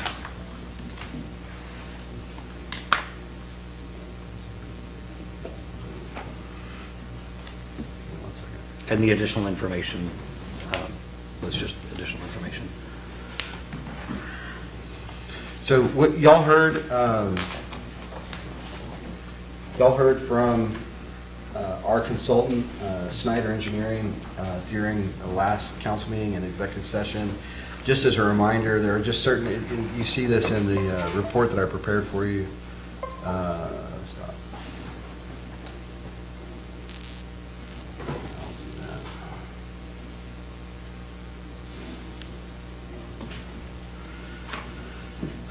that. And I just have a few slides. Just as a reminder for you, for anybody listening or watching, the power contracts are considered a confidential negotiation between us and the wholesale partners. So there's a lot of it that we can't reveal or share with the public, but what we're going to do tonight is share those things that we can. And one of the more important facets of it is just the impact to the bill, and then the terms that we discussed, the length of the term of the contract. So just looking at it as a percentage of the current versus future, and one of the things that didn't come as a great shock, frankly, and the reason the staff took the step and the consultant took the step at the beginning of this year of reaching out and getting alternate bids is we fully anticipated that due to Snowvid last year, we were going to see a price increase. And so we were not disappointed in that respect, unfortunately. And anybody who's paid any attention at all to the electrical market in Texas, you already know that this is happening across the state. Electric prices have gone up for most people. We were in a fortunate position that where we had a fixed price contract that served the city very well for 5 years. It insulated us from the worst parts of Snowvid, where people were paying absolutely insane gas prices, et cetera. And we didn't get to deal with any of that. We didn't have to deal with that. Our ratepayers didn't have to deal with that. Unfortunately, CPS did. And that's been, CPS and other energy suppliers, some of them were able to pass it on because their customers were not insulated as we were, and so they got hit with those prices. There are a lot of cities, and if you talk to our bond counsel, Clay Benford, he can tell you, and I think our attorney probably had some experiences as well, some of the cities that they serve went out and had to borrow millions of dollars to pay their electric bill. Because they got hit. Some of these cities were really, really, really hammered. So we were very fortunate in that respect. I don't know that that's well known or been bragged about enough, frankly, to our populace, because they just don't know how fortunate they are. Had they lived in, pick a city, some of these other cities, they could have been hit very, very hard, and they were not. So this is just kind of, like I said, there is an increase. What we did is we looked at cooperatives. Typically in the past, the city has gone and issued basically a fixed term, fixed price contract request, where we do a request for proposals. And over the last, 25 years or so, CPS has always come in as the best option. This year, knowing that CPS is going to be facing that issue that we just talked about, we went and looked at some maybe alternative type contracts. And so that's what you see here. We have our current rate at 100%, the LCRA proposal, which is about 2% higher, the CPS proposal, which is about 10% higher, and then the Medina Electric Cooperative MEC proposal, which was at 127% or 27% higher than what we're currently experiencing. This is what that looks like. This is our rate compared to just kind of the surrounding cities. So you can see we aren't the lowest. Bernie is a little bit lower than us, by about a penny and a half or a penny and 3/4. And then Seguin is right there neck and neck with Bernie. And then above us, Hondo's a little bit higher, just a tad bit higher than us. CPS Energy, ironically, they'd be our wholesaler, but they're already higher than us. And when you look at their customer bill, they're considerably higher for the same, amount of kilowatts. And then Castroville, Medina. And I know that Hondo is also going through the same, I believe that their contract ends at the same time that we do, so they're facing the same thing. I think that you'll see similar. And I don't know, honestly, I don't know if they're going the same route we are, look at El Sierra and Medina or not. But this is kind of just tells you where our rate is compared to other people. That's our all-in rate, by the way. There's our rate comparison for residential, and this is taking a typical bill. So is this the one that's messed up? This one that's messed up, yeah. This is the one that's messed up. This is, because the other one said residential. That's yeah, residential, okay, so yeah. this is residential. That's your typical billed amount. That's your typical bill on the right. And then this next one, it says residential. That's actually commercial. So you can see the usage is quite a bit higher. It's 4,100 kilowatts. And that just shows you what the average bill is right now. $497, not the average, but $497. And you can see there's what the change would be. It's about $8 difference if you were to go with LCRA versus CPS. That bill goes up by $56 for a commercial customer. And then this is just kind of a comparison of what we received, the proposal we received in various entities, and kind of the additional services that they offer. So again, you heard some of this broken down the other day. And they each have, they're really, I think I shared this with you all in that closed session, but it bears repeating now in the open session. You're not comparing oranges and oranges. You're not even comparing oranges and apples. This is oranges, apples, bananas, and pineapples. They are very, very different because the term of each contract is a little bit different. What they provide in the way of benefits is a little bit different. The risks associated with each one is a little bit different.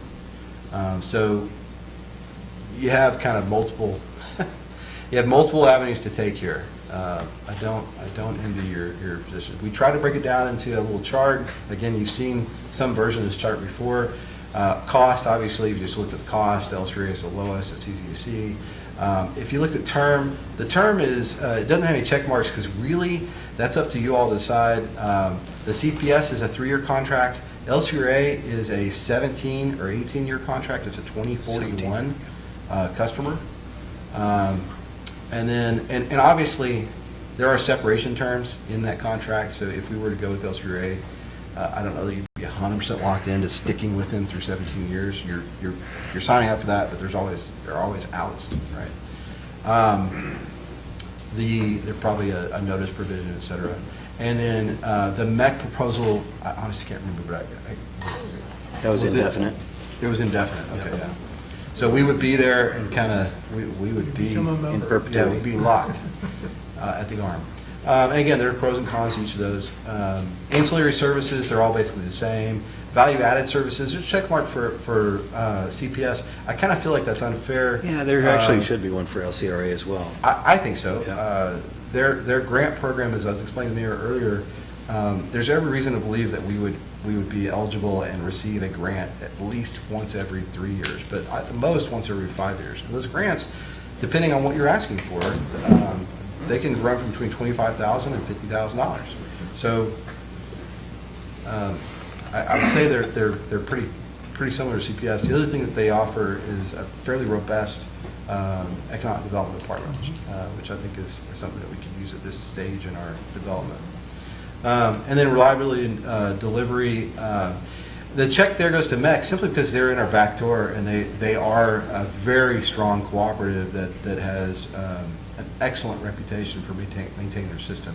And we would be a lifetime partner. So, I mean, we are a part owner. in Well, I that think the system. reason that we had that check mark was because they had 2 points of entry. But the fact is that our electrical system couldn't handle 2 points of entry and have the resiliency that you could if our electrical system was able to handle that. So, yes, it's a great benefit.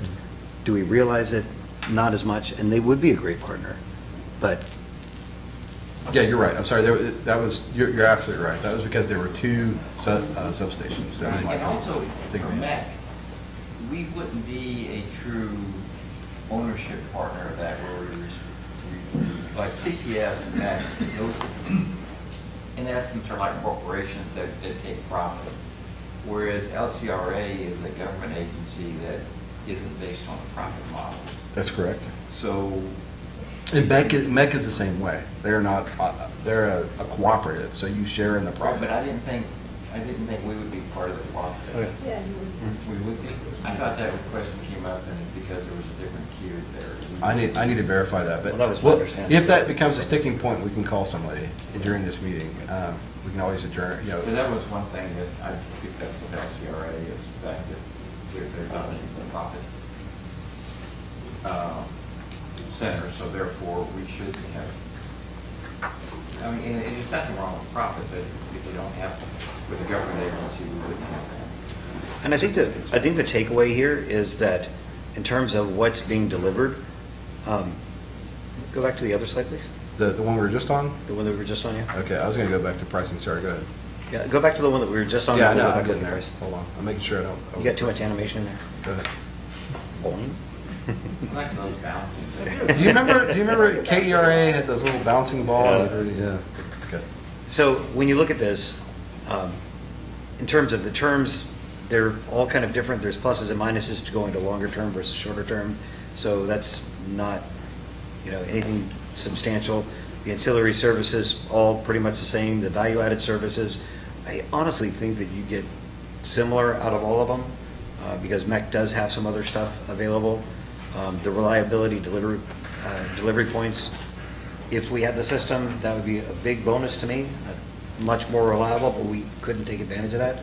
So it comes down to the one true decision factor is the cost. And let's go back to the percentages on there. Yeah, I was going to show you the pricing. For me, if I was sitting in your chair, it really boils down to the impact to your constituents. How much is it going to cost them? Let's go back to the One more. percentages if you don't mind. For the There's Yeah. two more. Yeah.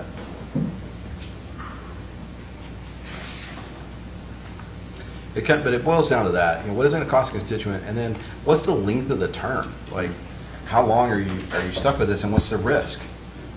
Because these are not, the LCRA and MEC are not fixed prices, right?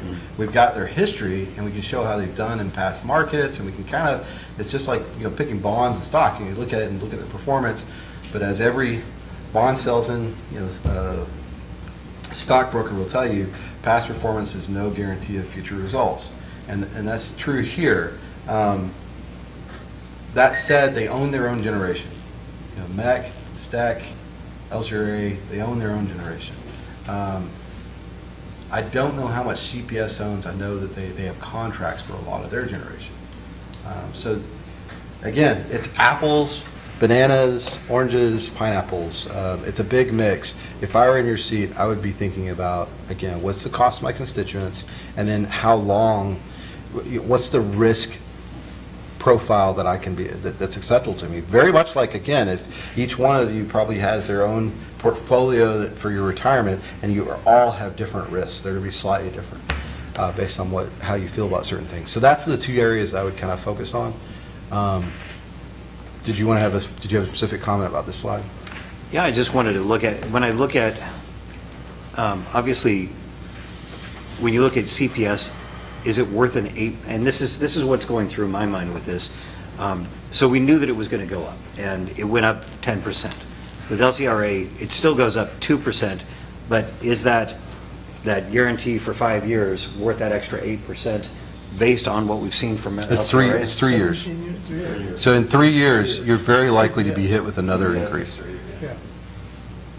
So it might go up just a little bit more. But Or it would could go up another 10%. You don't know. Or it could be, they could say, you know what, we're good. Well, I mean, you just don't know. You know, it's an unknown. Will the rate stay the same? It more likely won't go down. That's the one thing, probably pretty certain.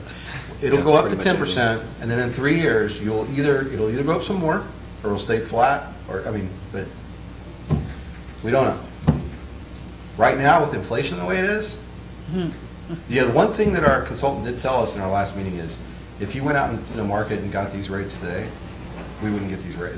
We would not get these rates. But he did confirm they're locked in for this decision.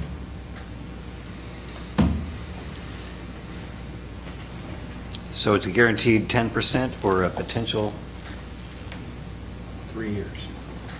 3 years, right. The previous contract was in the summer.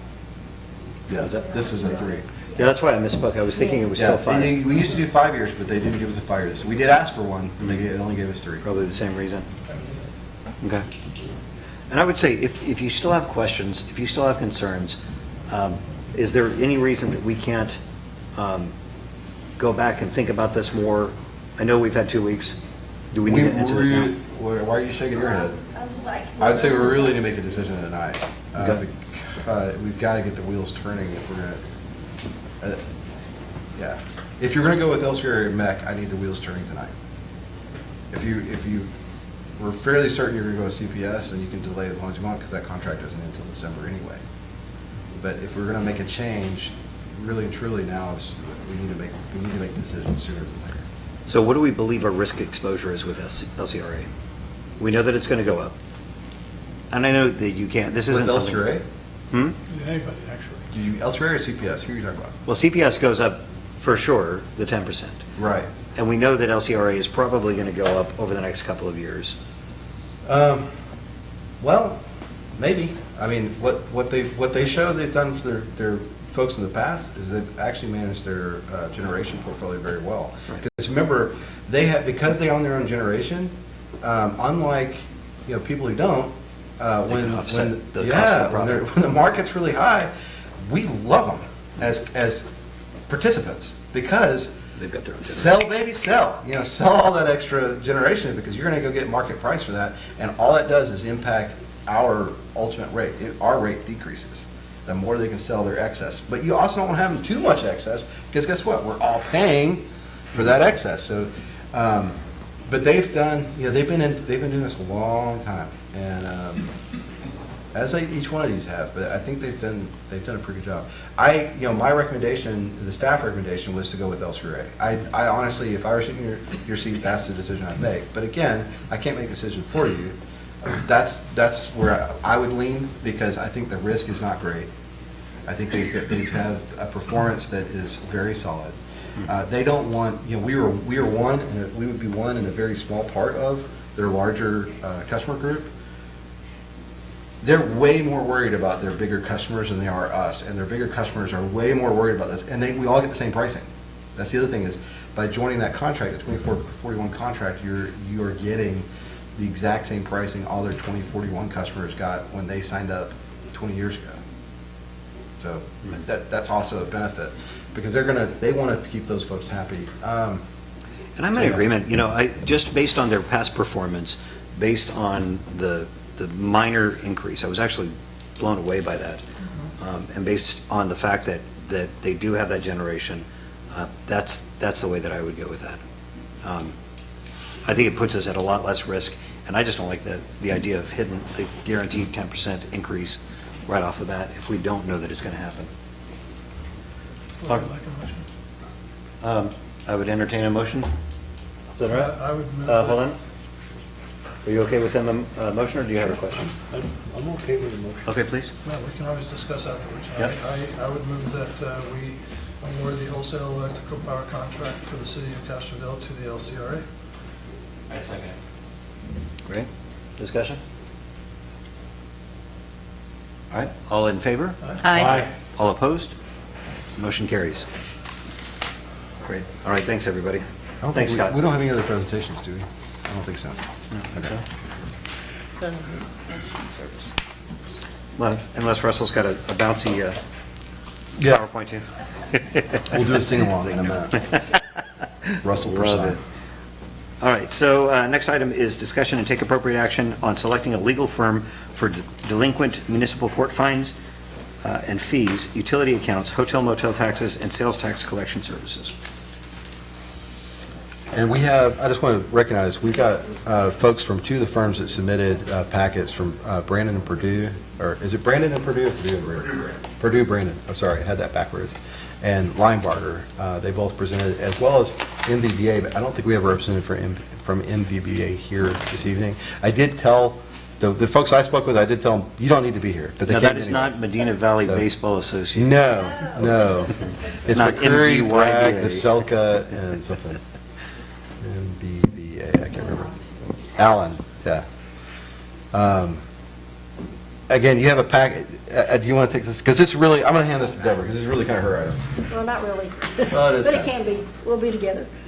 In your packet, I tried to list out, the three firms are all very similar. And all are very, as I said, they all three are very good firms. And so it was real hard to go through and try to pick them apart. Each one of them, of course, offered, when they collect, I'm talking on the municipal court part of it. Utilities is a little different. Our current collection agency only does the municipal court. I think the utilities have not been sent in for a few years, and so it's a little different on that. Each one of them is going to charge the 30% on top of what as far as the court fees and the utility fees that are owed. And that's for after, I think it's June 2003, I think they changed it, if I'm not mistaken. Is that correct? That's correct. Okay, good. Now, on my listing here, far as the warrants or tickets that are still outstanding, before that, two of the firms was not going to charge a percentage on top of that, which the percentage is not, if they charge 30%, the city is not being charged that. It's on top of we would get our portion, and then they would get the 30% over that. But I did notice that on one of them, on Purdue, Brandon, they were going to charge 30% on the ones previous on as far as the warrants. Which if they can collect them, we've got them from 1996. I think it here, more power to it. But they.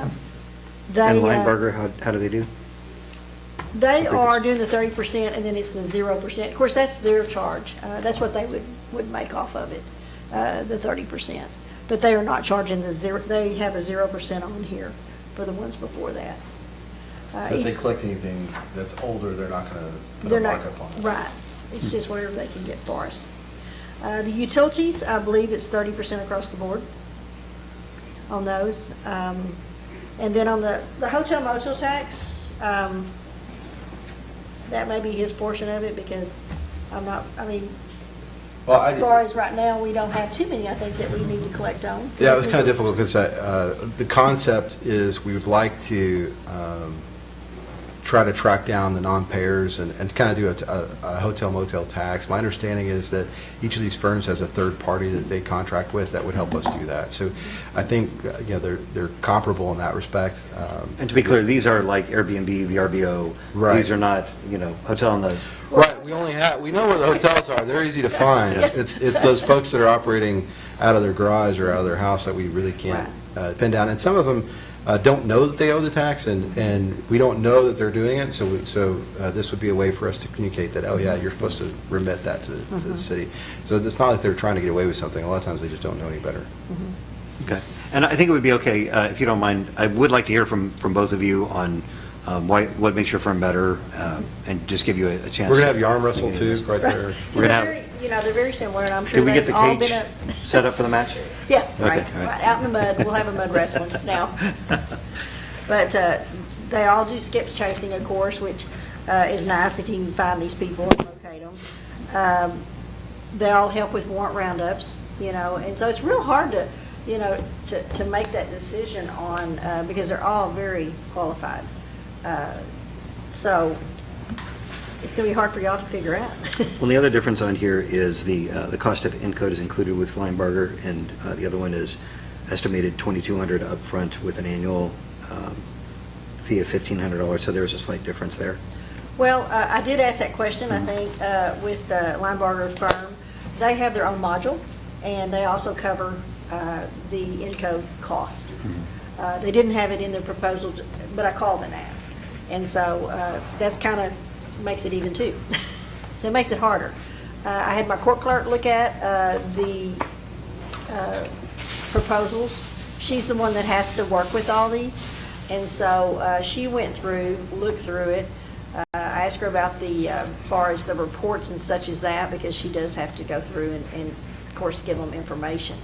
And she said for the most part of it, she said on the Purdue, Brandon, she said what they propose on how they would receive information is how she's doing it now with the current collection agency, so it would not be a problem.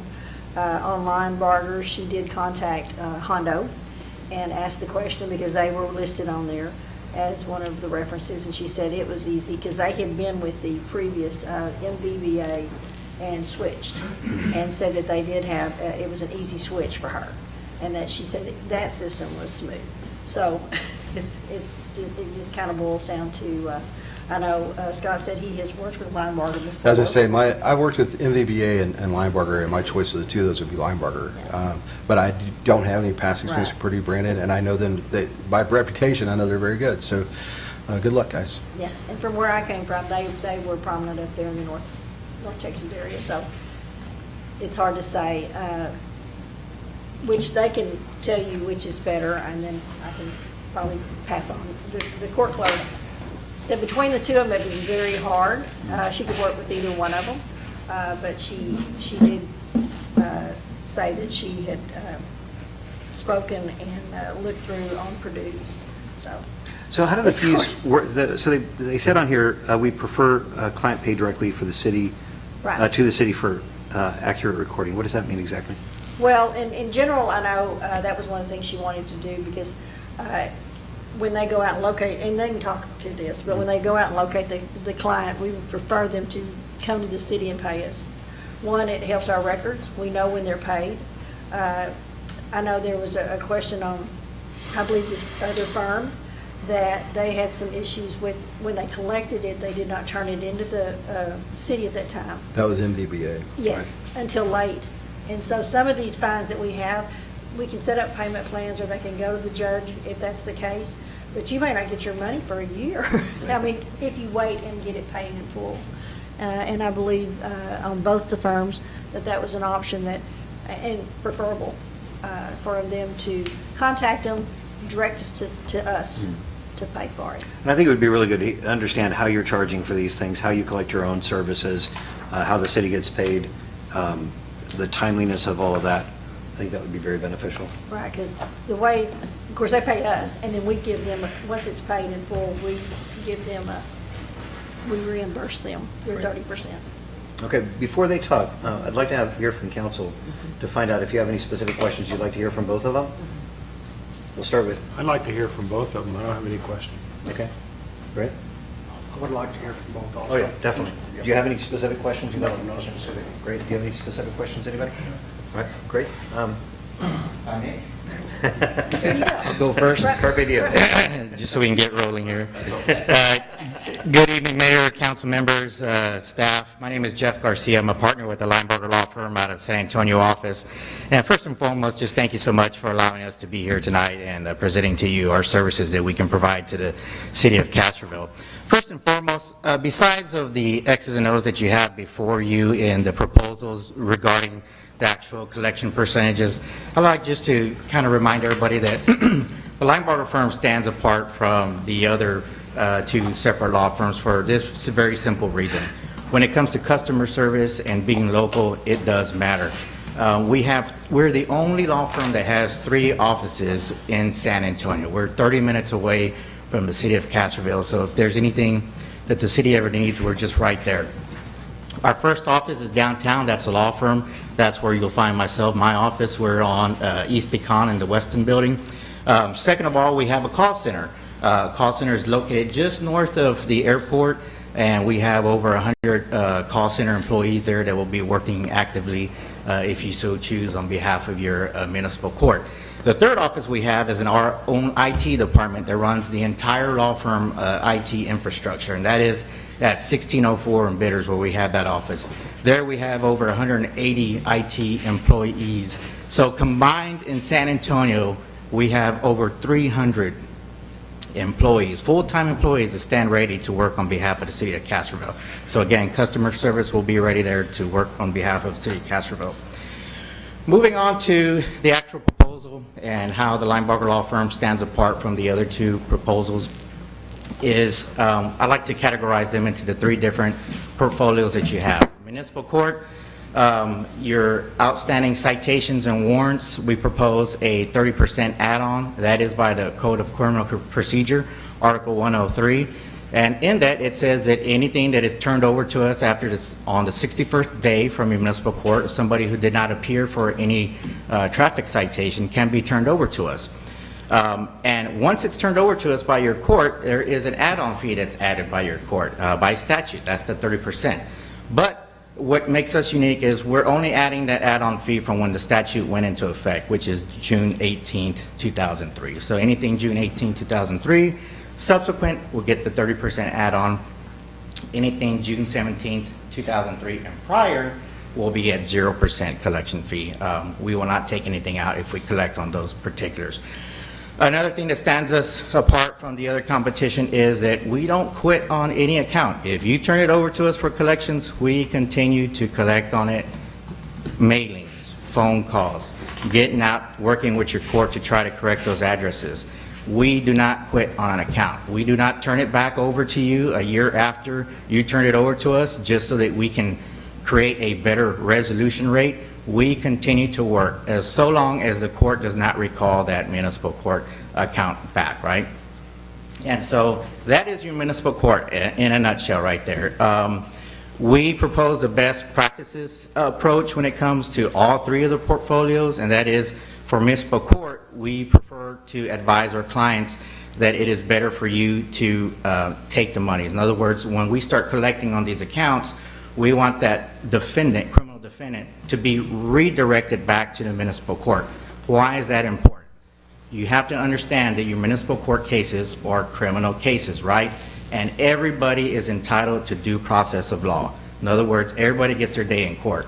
So by us not collecting it, we redirect that defendant back to the court for what we call resolution. It's not all about collections when you're dealing with municipal court collections. It's about resolution. There may be other non-monetary ways of resolving a municipal court case that your judge may want to hear from that particular defendant, and that's how that case gets resolved. So again, on top of that, we want that case or that defendant redirected back to the city. That way, if they do have an active warrant and they do pay, your city staff can remove that warrant immediately. Versus if you do choose to have us collect the money for you, there's a processing delay, right? We get that money back to you every Friday. We can technically do it every day, remit money back to you every day, but it just drives financial people crazy. So we do it on every Friday, but you run the risk of that person being pulled over during the weekend and that warrant still being there. So that's the reason why we advise best practices is to collect the money yourself, redirect the defendants back to your court to get that case resolved for them. The second portfolio is dealing with the utilities account. Now, you can understand utilities is different from municipal court. Municipal court, you have your own statute under Code of Criminal Procedure that allows for that to be collected.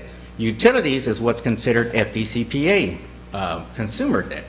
So we have to actually abide by the FDCPA and the Consumer Fair Debt Practice and Collections Act. And there are some new rules that were passed October by the Consumer Protection Act called Regulation F. With that, so what we're going to do with the city, if we're so chosen to do so, is get with your utilities department, make sure first that all the information that you have on your utilities accounts is Regulation F compliant and FDCPA compliant, okay? Because that's going to make a big difference about how we reach out to the actual person that is owed, that owes the charge for utilities. The very first letter that goes out on utilities is called a validation letter. In other words, that is not a collection letter, okay? Because of FDCPA, that you have to make sure you send that first letter out that gives that consumer 30 days to be able to validate that debt. So it's a whole different animal, but again, Linebarger, we propose to do 30%. That is not an add-on because there is no add-on statute for utilities. That is 30% that comes out of what we collect, and that's what we're proposing.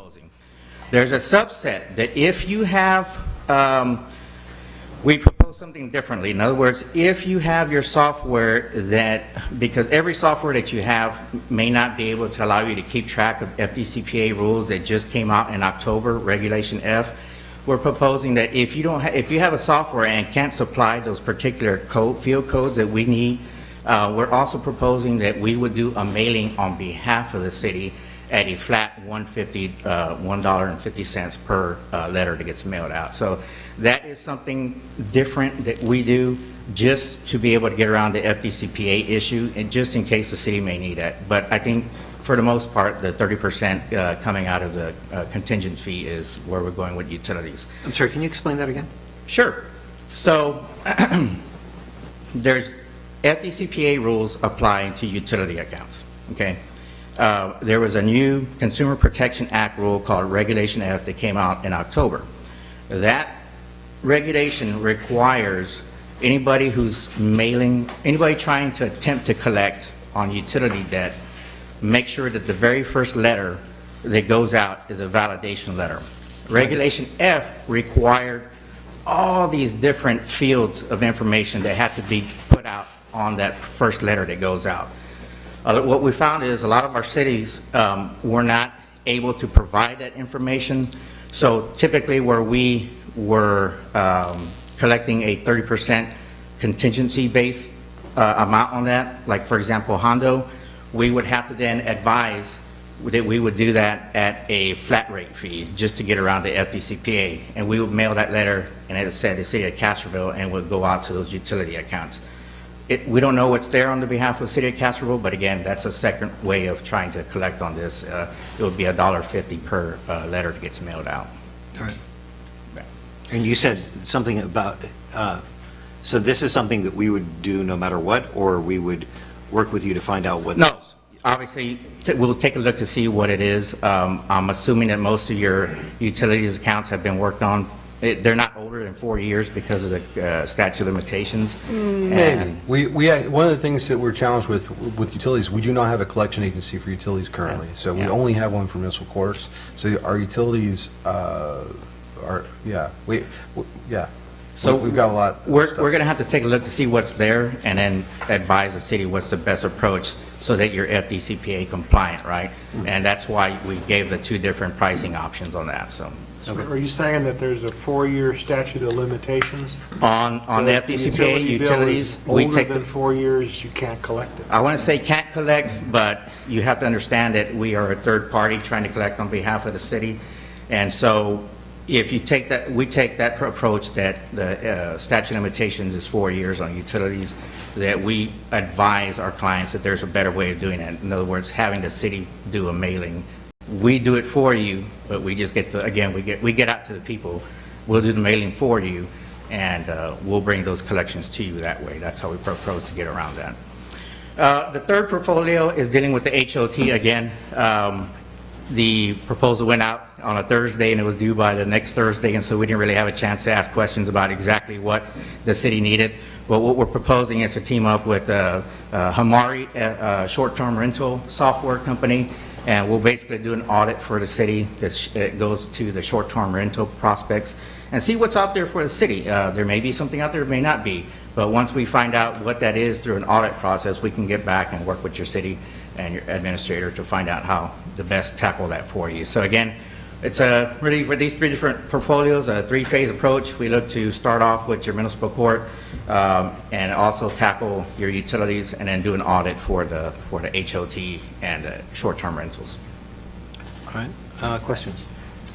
What's your resolution rate? Resolution rates.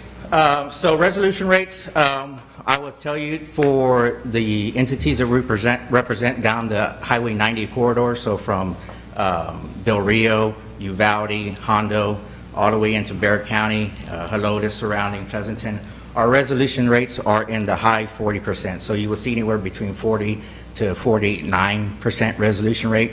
But again, resolution rate means not collections, right? That's actual how many cases are resolving, and sometimes that means non-monetary wise. So. And how many of those are pre-2003? Most of them are going to be, again, when it comes to collecting and resolving cases, the faster you can get an account to us, the higher likely it's going to get resolved. So most of your resolutions are going to be on your more newer accounts.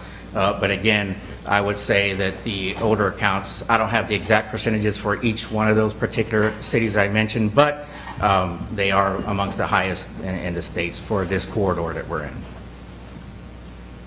All right, more questions? Thank you, guys. Thank you. Actually, I had another question. So on the hot funds, have you done this before, partnered up with the other one? I mean, you're proposing something that somebody else is doing? So where we came in, it was a natural progression from what we've done on our property tax side. We just created an audit division in our law firm. It started roughly 4 to 5 years ago. What we saw was from municipalities, schools, and counties, they were looking for other ways that we could provide a service that would generate more revenue, not so much through collecting. In other words, it was more through auditing. What came about was a audit division dealing with homestead exemptions.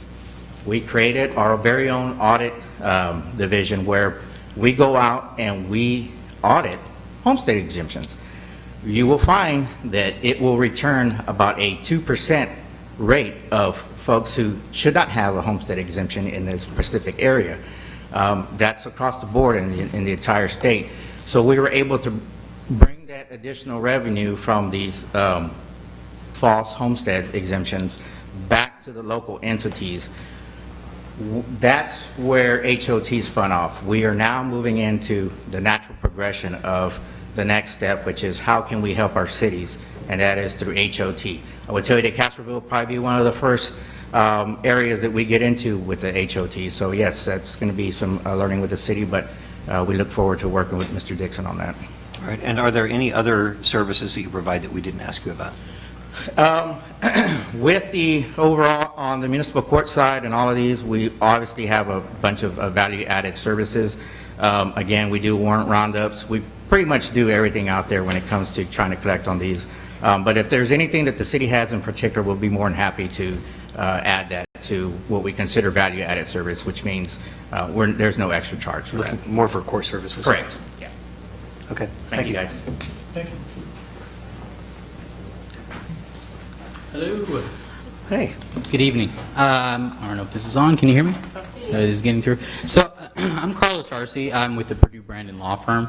This is Dan Romo. He's the director of marketing for my office. We're located in San Antonio as well. Kind of want to clarify several things and go into exactly, Mayor, what you had stated in terms of what makes us different, how we kind of set ourselves apart.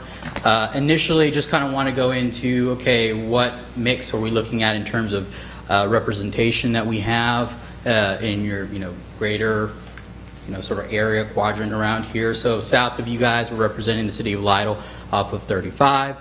We're representing the city of Fair Oaks Ranch off of I-10. We're representing the city of Sabinal further down off of 90. And we have other municipalities that we represent as you go further and further out. So we have a representation in the area. We know, what kind of traffic and tickets you're seeing, and what you're looking at across the other Board of Services off of other major highways, including 90. So kind of just wanted to bring that. Also, for the previous 2003 and before, so our cost model matches all the firms have the same cost model pretty much. So you've got a situation where for pre-2003 there's no charge for that. Then moving forward there's that add-on. That's part of Article 103 in the Code of Criminal Procedure. So you've got that in place. That's going to be something that it's going to be consistent across board. What makes us different, however, and this actually goes towards making sure that the city collects 100% right back of their utilities, is actually there is an add-on for utilities. Council previously had mentioned that there is no statutory one in place. That is absolutely correct. However, as attorneys, we go about seeing, okay, well, what can we have in place that can facilitate the needs of the client to make sure that our collection efforts are coming at truly no cost to the entity. And so we do have ordinances in place. Similar languages of these ordinances have been used in other cities throughout the state that allow for both home rule and general rule cities to be able to add on a fee for utilities. And so again, that's a situation where that's completely an easy pinpoint to be able to say, yes, our services are truly at no cost, including for utility collections. So we do have a call center as well. We have multiple call centers actually. So I think that's something else that kind of sets us apart, where we don't have just one call center that is now getting the traffic for everything. And so you get into a situation where if you're representing all kinds of entities of varying sizes, now you have the full brunt of that going into one call center. We prefer to have multiple call centers that focus on various regions that basically prevent the situation where you're having too much resources getting pulled to larger municipalities, larger jurisdictions, and some other areas maybe getting neglected. So that's kind of how we've decided to structure our company and structure our call centers to make sure that doesn't happen. And there are a variety of other things. I kind of go ahead and hand it off. But as well, before I do, I just want to also go into hotel occupancy tax collection. So for that one, now I know you asked about, okay, well, what's your experience, right? And I want to directly answer that.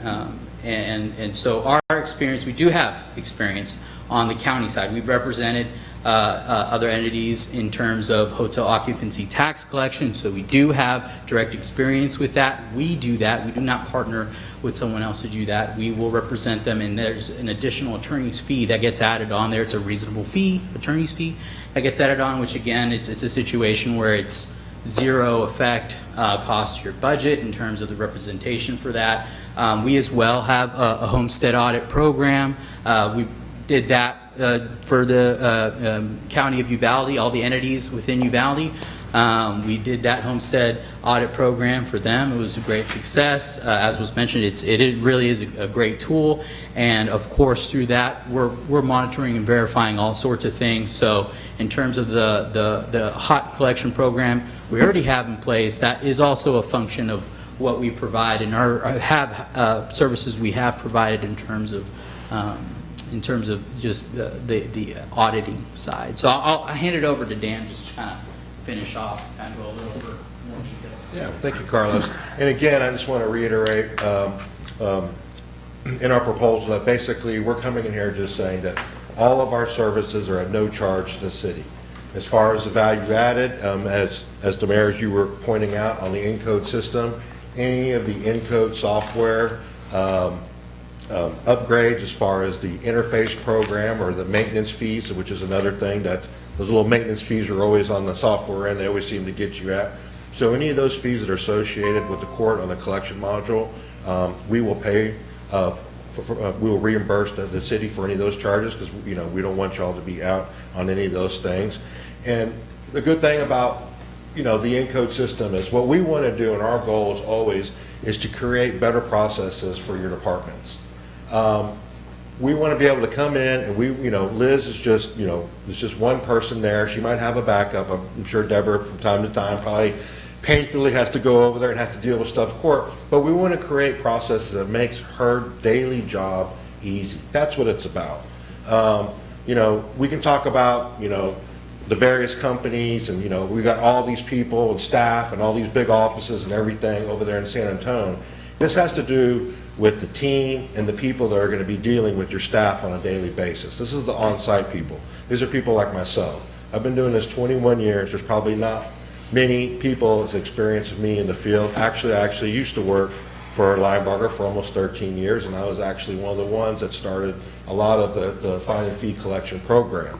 I'm very proud of a lot of things that I did over there. Got, you know, nothing bad to say. You know, they're a good company. But when it comes to the people that are going to be handling this account and the people that are going to be dealing with your staff on a day-to-day basis, I'm one of them. And also one of our other folks, she's a former court administrator who's on our team, former court clerk, who knows the business of working with courts, knows the Encode software, is there as a resource and being able to help Liz. We have the ability to, you know, remote in, to grab the data if so choose. However, the court and the city needs us to be able to help those various departments. That's what we're here to do. We're here to make your job easier, to make it more efficient, and kind of like what Scott's saying. We want to get it to where everything's becoming an automated process. None of this old stuff. We want to keep things moving along. We want to, you know, we embrace technology. We want to make things better and progress with, you know, with the city. The way that the Encode, the way the utility department has right now is they have what's called a bad debt file. And that bad debt file is what they'll send to us. And one of the things that we're working with on Encode is to, very much like the court, is to replicate and have the same type of technology to where it's automated, it's an automated process to where we can get that, you know, we can get that information. Again, we're trying to automate and make the processes of the various departments, and we're trying to make things easier because most of the time, unfortunately, you know, your departments are short-staffed. So we want to make their jobs easier. We want to make things more efficient. We want to create a good partnership because when you have a good partnership, then things work well. One of the things, again, I believe that separates us as well is, you know, is the customer service thing. You know, I like to say that, you know, Purdue Brandon, you know, we're kind of the Dairy Queen of tax collections. We don't represent the Bexar counties or the Dallas counties or the Tarrant counties, and represent the big boys. You know, the 225 cities that, you know, we represent, over 65% of them, our population is 10,000 or less. We deal with the smaller communities. We deal with the smaller. We understand how smaller communities work. We understand that. Sometimes, you know, big business is big business in the big city, and sometimes, you know, you have all the, you know, the smaller entities out there, and they're very different in how you approach and how you handle things. So we like to think that we got a little bit better touch when it comes to handling the, you know, the smaller jurisdictions. We like to think that we give the smaller jurisdictions a little bit more attention, and that we think that, you know, for us, all of our clients are important, and we want to make sure that, you know, we're providing, you know, the best job as possible. We feel like we've put the most competitive proposal together. We're offering all of our services at free, the value added at, you know, reimbursing and covering some of those costs, making sure that there's no cost to y'all at the city whatsoever. And we just think that we are, you know, the firm that best fits, you know, the style and the partnership here with the city, and we feel like we can do the best for you. And I think that that's what's important, is the team that you're going to have assigned to you is going to work with your city staff and develop the best comprehensive collection program that's going to benefit y'all and benefit the citizens of Castroville. Do you have any questions? Thanks. Well, so Councilman King asked a question that you didn't identify. That was, what is your resolution rate? Of course, resolution rate, those numbers always fluctuate because it depends on the portfolio. But if you're just looking at a general resolution rate, it's going to be anywhere from, you know, 45% to 55% overall, and kind of like what Jeff was talking about, you know, in the court fines and fee, you know, you're going to have cash payments and you're going to have non-cash. And so resolution, obviously, we're mailing out to everybody. You're not always going to get money. For every one payment you get, there's going to be one that's going to be community service or agency, jail credit, or something of that nature, or, you know, the judge that dismisses it for whatever reason. And so those always kind of play along. I mean, everybody's portfolio is different. Even your next door neighbor, Hondo, may have a different portfolio than y'all, and Lido may have a different portfolio than y'all. It depends on if they're more locals. Obviously, if you're on 35, you know, Lido, they get a lot more, you know, people that don't live in the community, and so, you know, you got to go after those. Sometimes it's going to be a little harder, you know, so there's a lot of variables involved, but generally anywhere from 45 to 55% is generally the resolution rate out there. Are those published rates, or are those just rates that you're quoting from? They're just rates that we quoting. I mean, at this particular proposal, you guys ask for references, no collection stats, but sometimes, you know, that they'll ask for collection stats. And again, every city is a little bit different, and some you'll be like, wow, those are really great, and some might not be as great. Again, it just all depends on the age of the debt and where those rascals are located at, you know.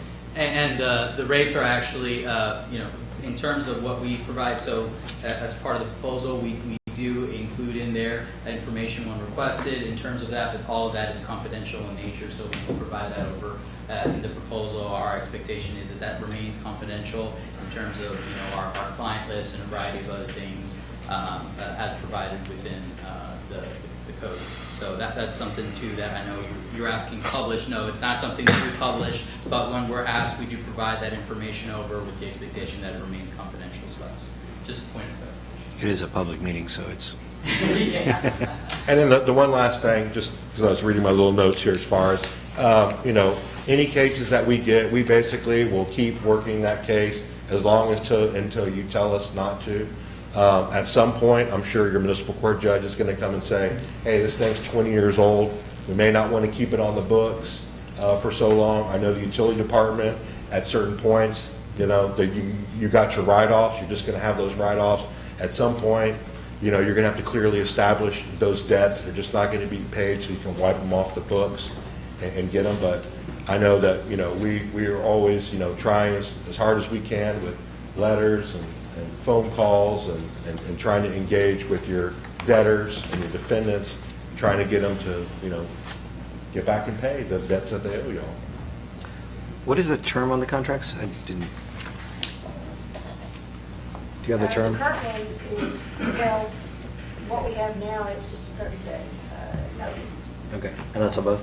But we have not, I guess. Yeah, I don't think there was any, I don't think there was a contract.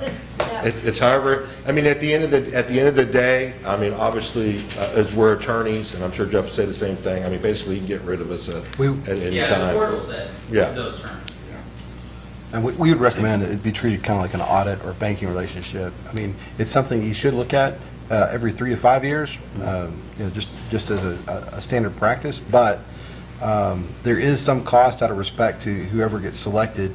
There's some cost to setting up that, even though they've agreed to waive, there's quite a bit of work to get the system set up. And unless the wheels just fall off the bus completely, which I do not anticipate happening at all with either one of these groups, I'd want to stay with them at least 2 years, just so they can get, that, one, we get the collections in, and two, they get reimbursed for that initial setup cost. More questions? The suggested ordinance on collection of utilities, that would be a 30% collection fee? Correct. And how long, because I assume we couldn't do that on past uncollected, so it'd have to be in the future, because, or does that ordinance cover past? It's only for moving forward, correct? Yeah, so it's actually, so what we'll go ahead, we'll work with your team to basically, it's an opportunity to actually go into your agreement. So what we suggest is your services agreement, there should be language, once y'all go ahead and approve, should y'all approve the ordinance, so that when individuals go ahead and agree to their terms, that they have that stipulated within there, so that they're aware of all that information. But we'll coordinate with your team to make sure in terms of whether or not we're going to be looking at adding that moving forward. That's just going to be a term of negotiation in terms of that.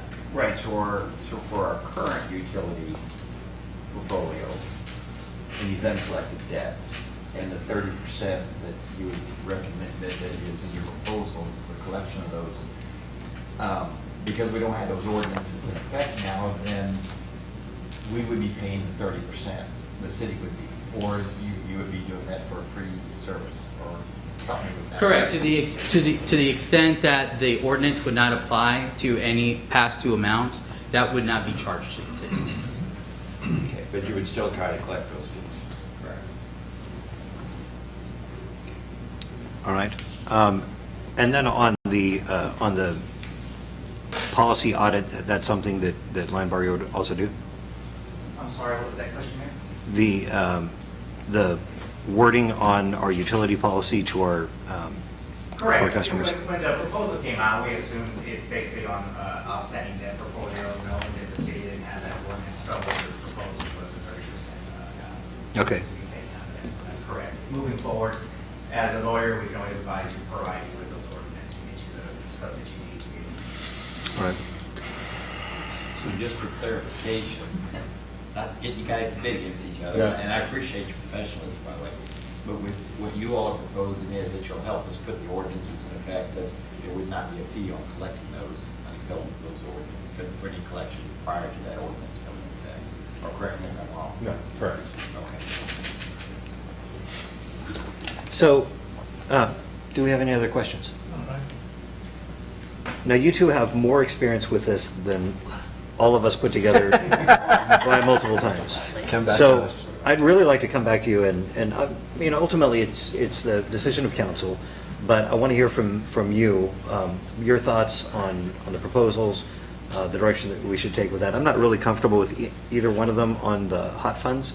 I think they could probably do it. I think there are possibly other firms that do that better, just because that's what they specialize in. But again, I don't have experience with that either. No offense to either one of you. So what is your recommendation? What are the considerations?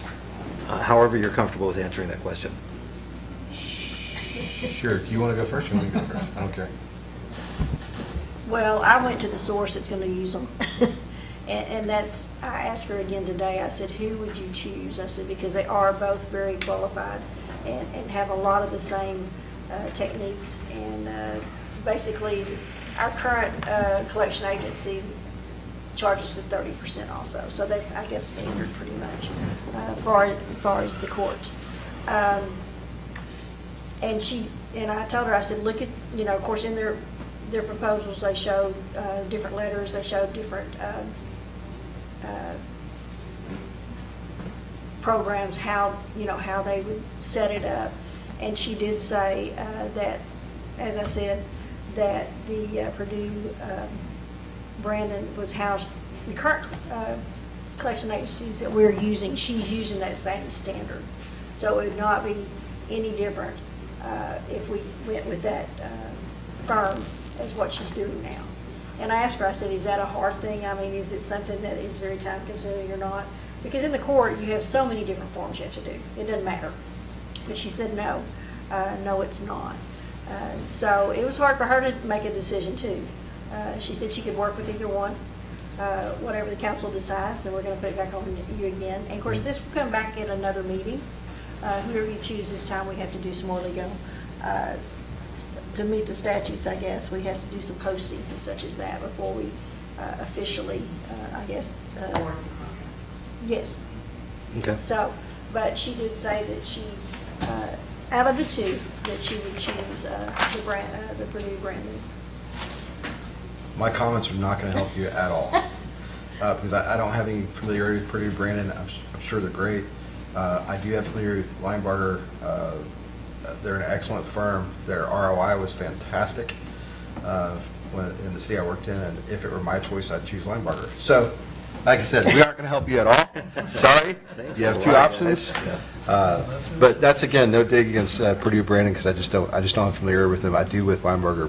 I didn't have any. There were no complaints whatsoever. I think they did a great job, and I had a really, really good working relationship with the attorney at the time. It was a little different there. They did our property taxes as well. Here, and this is probably something I should have gone into before, MVBA is the group that the county uses and the school district uses, and we use through a mutual contract with the county. I looked in to see whether or not we could move away from that, because frankly, I haven't been super happy with the level of interaction that we've had. But as I looked into that agreement and had discussions with the county, they really, really, really, really strongly advised us to leave it where it is. The county did. They really wanted us to do that, and it's not a big enough issue for us to, it would have been a major pain and hassle for us to change. And so I was like, all right, fine, we're going out. We'll leave that out of it. We'll look at the other collections. So I should make that clear that we will have relationships with MVBA through the county regardless of what we do. And my preference would be to move away from them and choose someone else, and I would recommend Linebarger. All right. Please.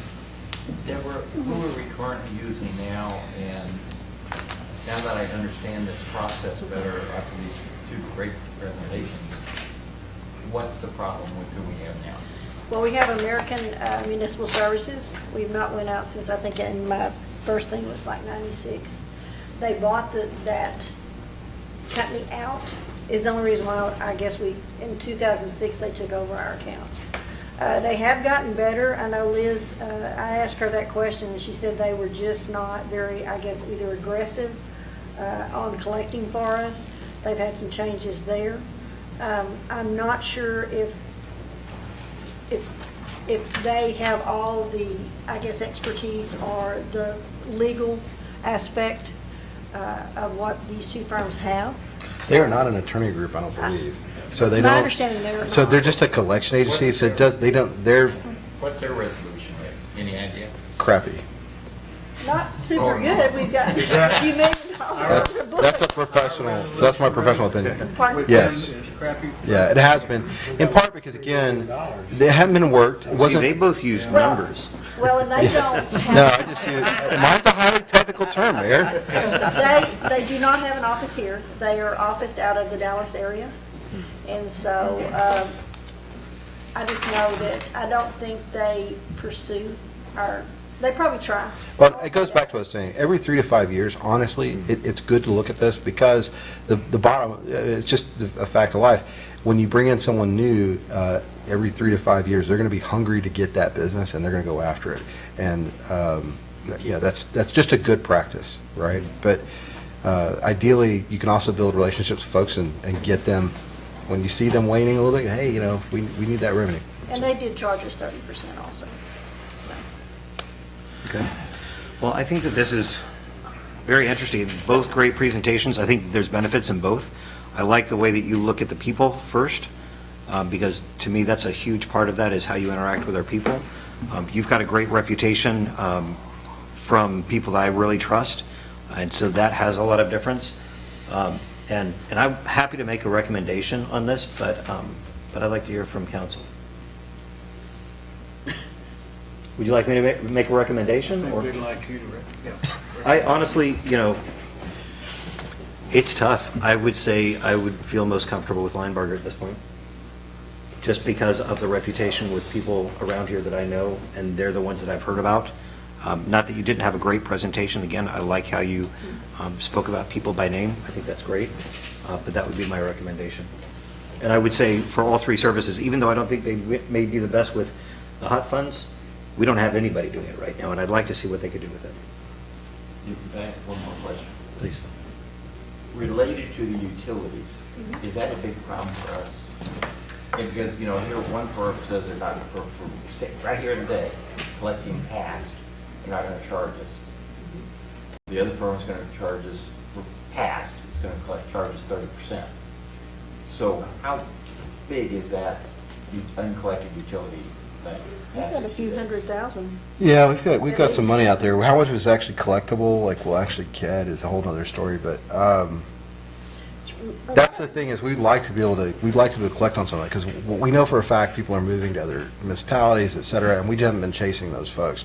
Our best attempt at collecting, and I think frankly April does a great job, is when they come back in, and they're back in and we've tracked it, and they're like, you still know about that? Yeah, we still know about that.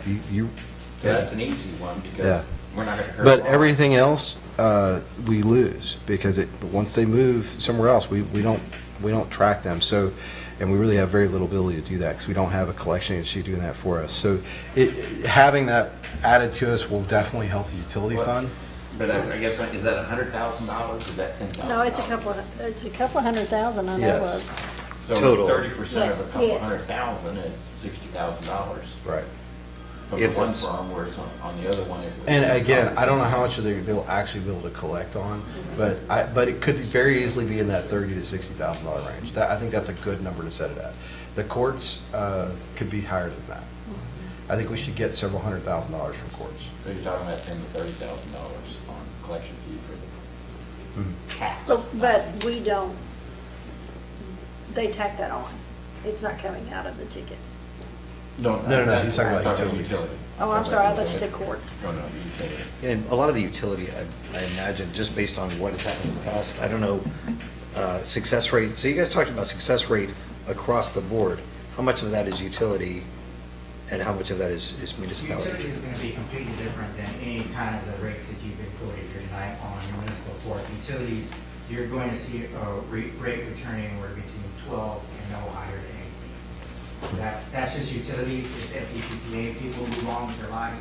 But again, it's all about that law firm that has that national stretch to be able to get out to wherever they are, and that's what we are. We're 42 offices in 12 different states. So again, that's the difference right there. Would you agree on those closure rates? That's about right. I mean, it's one of those things that, if you can get double digits, then you're doing good. Okay.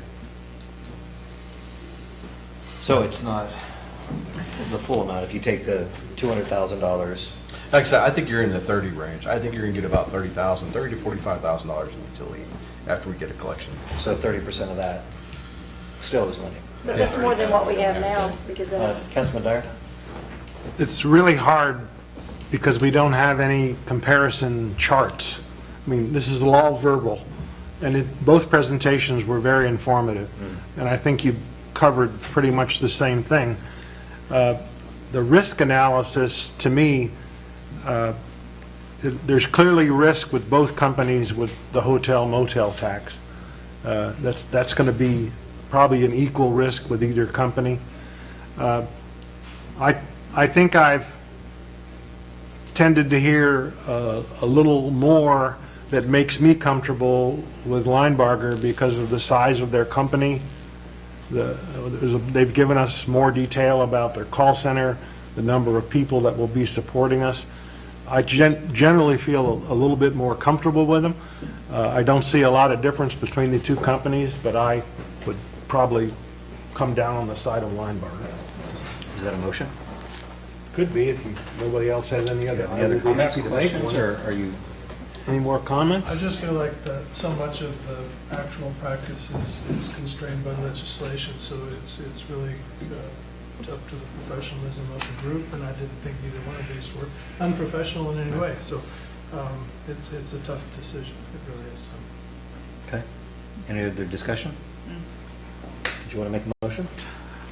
I move we select Linebarger Attorneys at Law for collection services for delinquent municipal court fines and fees, utility accounts, and hotel motel tax and sales tax. All right. I've got a motion. Do I have a second? I will second. Great. I've got a motion by Councilman Dyer and a second by Councilman Carey. Any further discussion? All in favor? Aye. All opposed? Motion passes. Sorry, guys. Thank you, guys. Thank you. You did a great job, though. Thank you. If I may, Council, one last thing. I know I spoke with Deborah about this. There's these contingency laws that went into effect in September of 2019, it kind of right before COVID, and it requires us to post these notices with the agenda when dealing with contingency contracts. So I will be getting with your city secretary and providing those documents.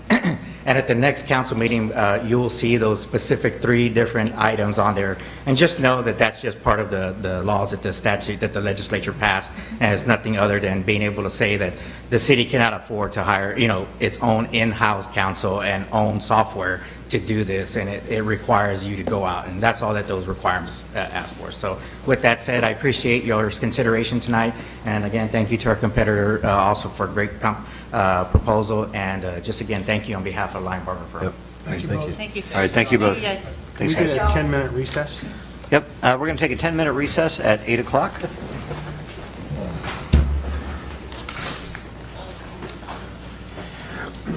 I just want to make sure you don't get up until after the rain. I don't want you to get wet. Is it still raining? Oh, I am so happy about that. Good. Thanks, sir. Appreciate it. I've lost every bet, Mayor and Council. Every bet. For the last, 4... I thought it was going to be over by 7. Mine are out there if you want to get Clay was emailing me over, Thanks, sir. Yeah, I need y'all to swing by. So we won't make it official until after we make our posting. We can move that date to July 12th, I think that's when the agreements are going to come. Well, because he had on there like June 17th, and then it was going to be finished by the 27th. Mayor? It didn't make sense to me. No one can So you need, 11 and 12, 11 and 13. I mean, I just thought it was kind of strange, but, because I thought, well, the council's got to approve that tax order. They hadn't even seen it until the 12th. Making it hard. Not 12.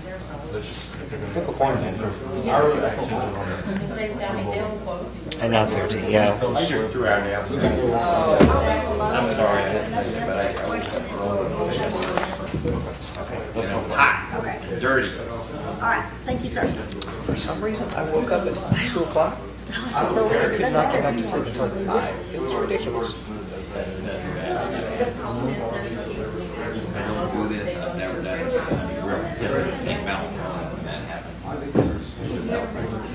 My brother-in-law needs to fly a lot. They swear on that stuff. Oh, no, melatonin's great. I talked to a brain surgeon. He traveled around the world lecturing on Alzheimer's prevention. He said the best way you can do it is take 2 melatonin every night. For prevention. I mean, I have a whole bunch of it left over from my COVID repair, but. Melatonin for COVID repair. I think. Home remedy? It was maximum like 800 milligrams a day. And both, doctors say Dr. Neal, what it is, vitamin D, I think the melatonin is a good sugar. Yeah. But it's also supposed to did something, another guy, Keaton, I think. Hey, you're gonna be able to show up Thursday night for that, Lauren? Yeah, thank you. Well, excited. There are pictures, for over there. Yeah. Yeah, I'm gonna win again. I saw my 7:30. If you want to show up, that'd be great. There's a French reporter for Mathern who's been here in the past, written articles about us over there in France, Alsace, and he's coming in for a family visit. Wednesday about midnight they'll get here, but Thursday at 5:30 over at Sammy's. Anybody wants to show up, I own Russ and Patsy, Gerhard, Arnie, and, just anybody wants to show up and. Standardizations? Do what? You got the standardizations? Yeah, got the standardizations. I'm curious about that picture you had related to the tractor. ABC's, I think, was recording the original for the 4th of July parade. Because there was all a bunch of, the two groups that was, there was either ABC's and his cousin man, or it was the. No one can accuse us of having decided beforehand what we were going to do. I said, no one can accuse us of having decided beforehand what we were going to do. That was Good information, I appreciate it all. a lot of debate. Hard to digest it all, it's all verbal. And they're both great farms. And in that farm wagon, so I wasn't sure which group was sitting on that. You don't know who got that photo from? I don't remember. From the chamber, maybe? Yeah, probably from the chamber. But I was trying to find, there were a few of them that were really, really kind of cool. I like we won the award. Is there what, hail? There's no covered parking and there's no hail. As far as I know, there was hail, my wife had someone away from PFW. You got one back? Lost one. Oh, they loved our float because I brought a FEMA. She was like, oh, look, Jimmy Shepherd. She loved it. I was going to, but because North Park is the primary sponsor, I thought that might become a route. Well, yes, we did. So we don't. No, probably. I shouldn't have to do it more fun, but that's one of the things that's what I need to start to. I think I sent it in. See, if you don't have it, then I didn't send it in this year. So I thought I either sent it or emailed her. That's what I was looking for. Wow. Yeah, the solution was the simplistic. Oh, yeah. Solution. All right, Ray. We got rain down, already here. Yeah. We are so happy about that. I can hear it falling outside. And the cost of Yeah. It's not a figment Because of it our- smells like grass instead of asphalt. All right. I think we all want to get going, so we're gonna. All right, let's get through these last. It drops 5 degrees. He can, I think you gotta ask that. Just ask that. Yeah, and there's chances tomorrow too, they said. All right, so we're All right. going to reconvene at 8:06. And our next item is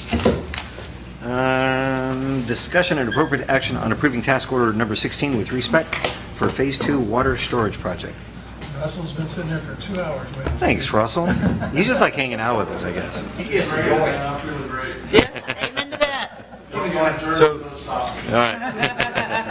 I do want to address kind of why we're doing this. So, one of the things that Clay and I realized, and really the Respect team as well, as we talked to the developers about a month ago now about what they were trying to do, and we looked at the time frames and trying to get things done, it became apparent to me, one, we had a room full of people who were going to cooperate, and being a little bit bullish from the standpoint that we are going to have growth no matter what, and looking at what our plan was for issuing debt, et cetera, I felt like it was prudent, let's just go ahead and get the ball rolling on the city side. Let's go ahead and get our engineering, let's get these contracts put in place so that as a partner, when we're looking at that partnership, the city is getting this started. We're not going to wait for them to get every jot and tittle taken care of, right? Every I dotted, every T crossed, because Clay is going to see to that portion of it. So that's really what we're doing.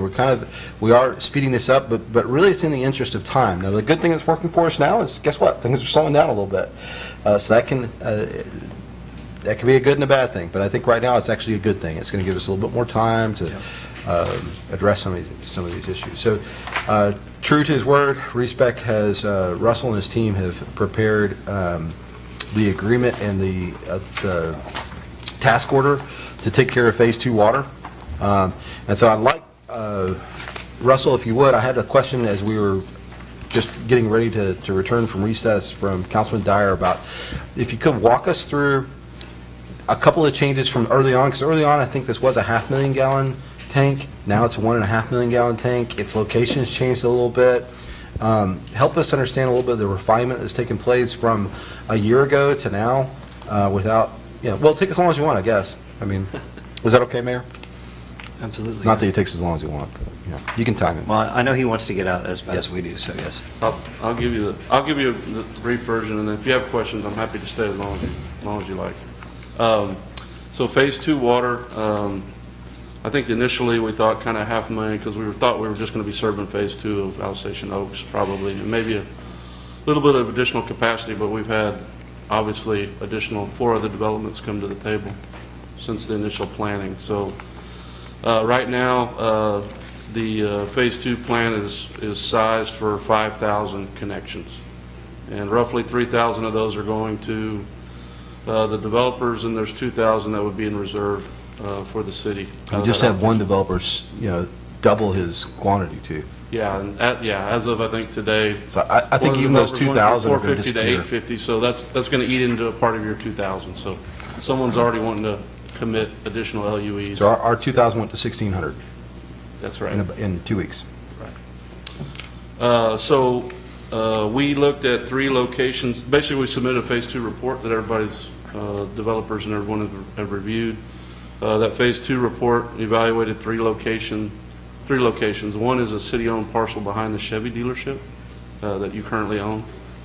The other 2 were, one was located on Alsatian Oaks property in the far northeast corner.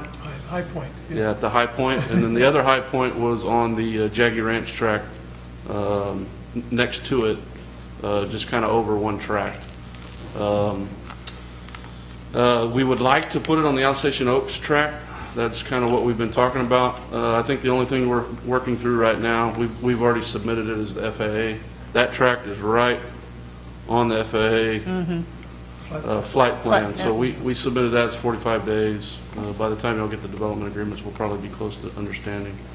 The Jaggy track would not necessarily have that same issue, and the city track is further down in the profile, and it's in the floodplain. A lot of it's in the floodplain. So we prefer the 2 higher tracks with kind of the leading candidate being the Alsatian Oaks track.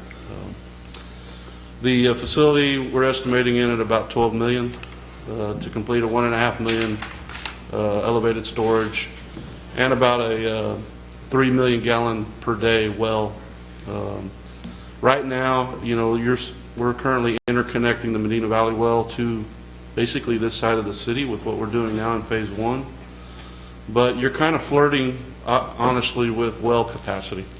We're able to do that and serve Phase 1 because we can provide emergency water to everybody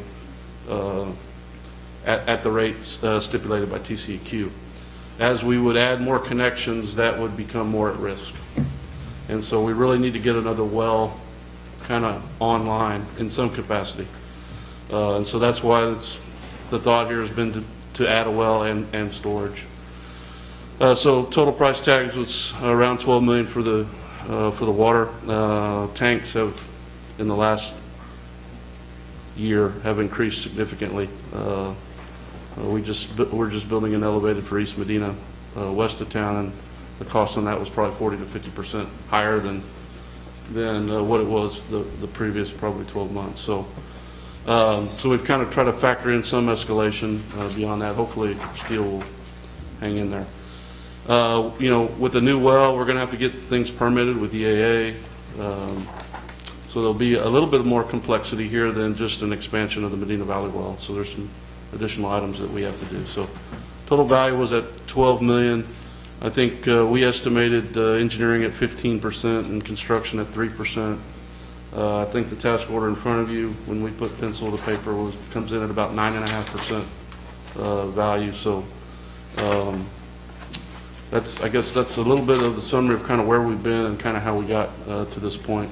We've also evaluated the wastewater system. We'll be coming back with a task order to handle that at a later date. But anyways, we're trying to make good on your commitments and make sure that we can get this done. We've advised the developers probably for the last year and a half when we had 1 and now we got 5. that this is probably a 2-year process. You know, we'll try to do our best to speed that up, but it just takes time to design, get permitted, and get things constructed. So we've advised them the longer they wait on the clock, that just pushes the clock. So, And the price goes up. yeah, so. So you're saying it's 2 years from now to do the design, and then how long to build it? No, that would be 2 years total, design and Total. construction, yeah. Okay. Yes, yes, sir. Another reason why we went ahead and started now, because we didn't, we knew some of these folks, they want to build their lots well within that 2-year time frame. Well, they're not going to have water, depending on where they're at. There's some other upgrades we can seek out on the south side of 90, potentially, to support that growth if that were to become an issue. But on the north side, the further Alsatian Oaks goes north, their water pressures want a lot. We have to have this built. So we recognize that. That's one reason why we want to do it. And I think back to when we had the public meeting on Alsatian Oaks, we kind of talked about the city having 2 pressure planes, right? We got a tank on the hill here on the west side. We're going to put elevated on the west side, so we can drive the city basically with those 2 pressure planes. So if something were to happen in the historic part of town, we could still drive water this way, much like we're doing today going the other way. So that original concept was a part of the very initial kind of public meetings. It's almost like you had a plan. It only makes sense. For sure. Yes. The other is, with phase 1, I think we're enhancing our ability to deliver fire flow to the east side of town, and this will further increase that. I love the fact that we're being proactive on this. Fully support. Thank you. So what is the timing on this, in terms of, what are you wanting us to agree to today? And how does that match up with the agreements with the developer? How this will be funded is through the CIP, and that's not the question you asked, but that has to do with the timing. So the CIP will fund the engineering for this. You'll see the engineering's expensive. Our portion is about $400,000. Now, you didn't talk about how cheap it is, actually, relatively speaking, right? You want to mention that? Just that we had estimated at 18%, and we're in at 9.5%. So I know it's a big number. I mean. Big project. So my old boss used to tell me it's too much. I used to tell her that I don't know if it's too much, but it's a lot of money. So I understand that. So we were 10. We anticipated 10 to 14. They gave us 18, and now they're back down to less than 10. So that's fantastic. So the timing is we're starting this now. There are agreements already going back and forth between Clay and some of these parties. So that's happening right now. He's already got the template. He put that out last week as far as the template agreement. He's made it painfully clear to the developers that to the other 4 parties that Alsatian Oaks got a sweetheart of deal, if you want to think about it that way, and they are not going to get the same thing, so they're going to have to come to the table if they want some of those other items, if they have something specific.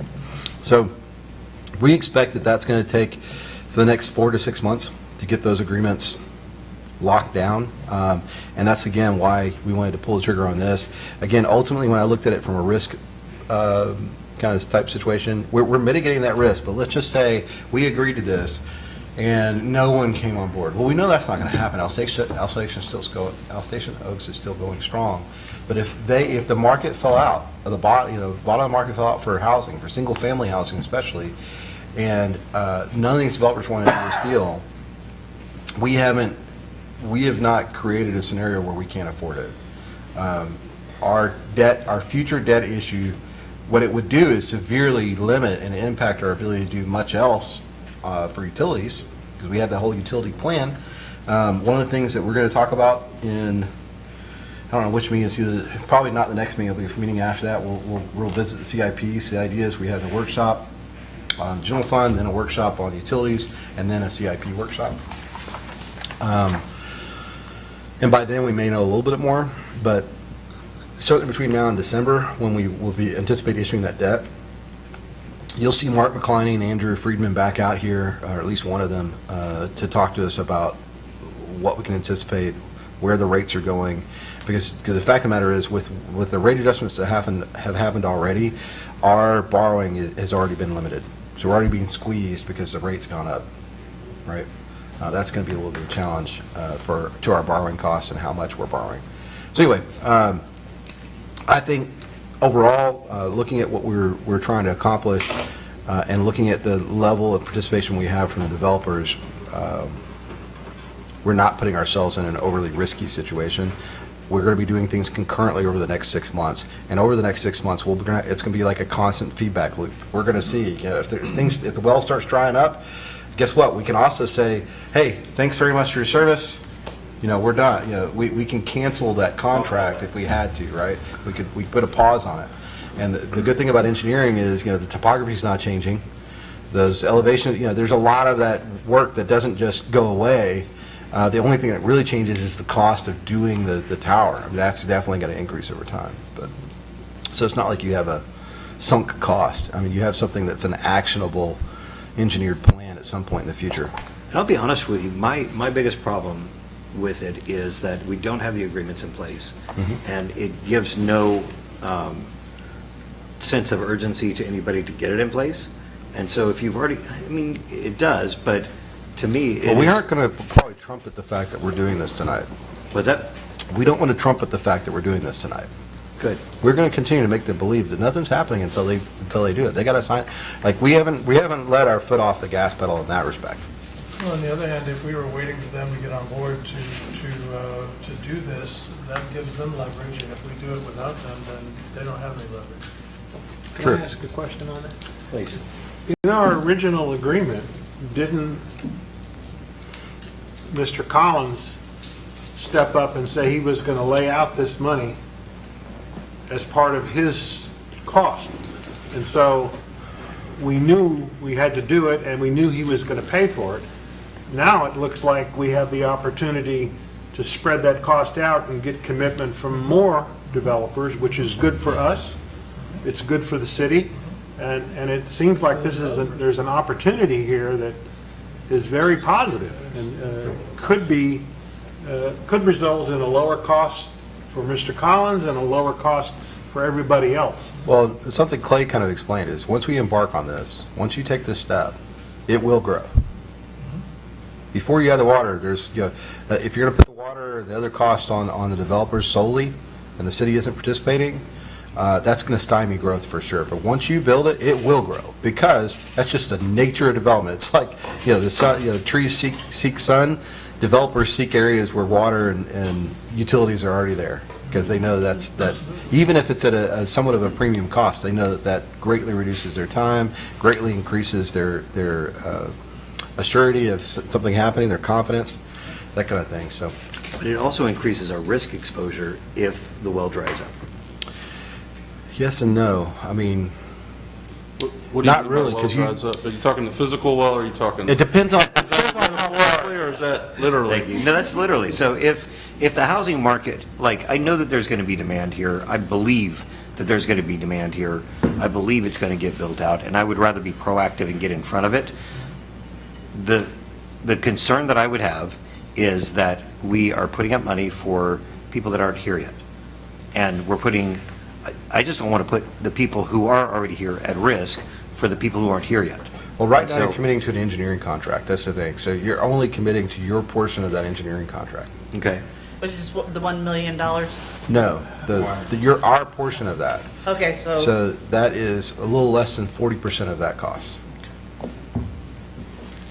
And we kind of have to get this moving forward because of Alsatian Oaks, because when that comes on board, which is already planned and building, that's going to drive down water pressure up there. And Well, that's what I was going to say. So there's two things. You can look at it as two different ways, Mayor, from a risk assessment.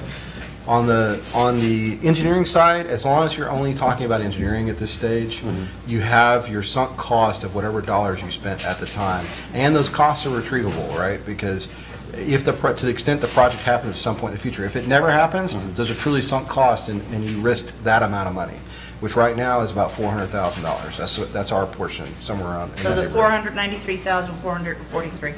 Yeah, so around $500,000. Is that 308? Isn't that 385,000 water share engineering? Yeah, I don't know. I thought it was 400. I'm not looking at it right now. But you have that as a potential sunk cost, but I would argue, but the project's going to happen at some point. We are going to see growth in this area, even if it tapers off to some degree. The other thing to know is that you have, that's if you do the whole portion and you pay your portion of that deal. But the fact of the matter is, we're going to have some back and forth between now and December.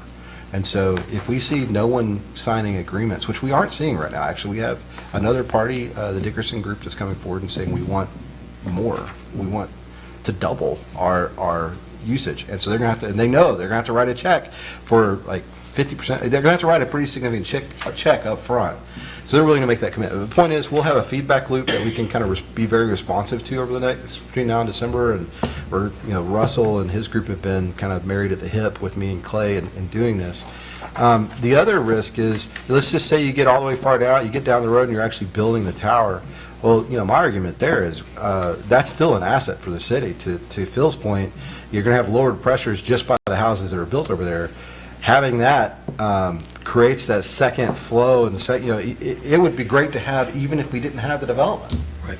To some extent, is it more and more expensive and bigger than what we would have built just on our own, left our own devices? Sure, but it's not like it's a wasted, completely useless asset.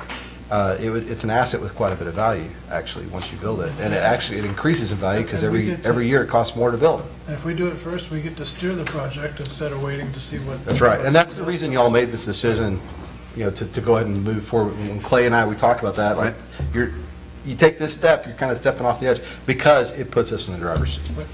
So tonight, You're approving an engineering contract. For the $1,096,000, or for the city cash bill share of $385,000? Yes, you're doing both, because you're really approving the task order with the understanding that our portion is our portion, which is that 40%. And that there are agreements in place that will cover the rest of it. And again, I think Russell understands, he's going to move at a pace that ensures that we aren't, we don't have $600,000 of debt, of work, and no one has signed up except for the city. Does that make sense? I mean, we're going to. But do we just say simply task order 16, even though it has the full amount there? We just know that Russell's going to file it back. I would say you're going to approve tax order 16 in the terms and conditions as presented. For $1,096,000. You can, but I would say with the terms and conditions as presented, because that covers the city's portion, and the total amount. Because I don't want anybody reading the minutes to think we're about to spend $1 million in change for engineering. Realize, but that's in the terms and conditions. Yeah.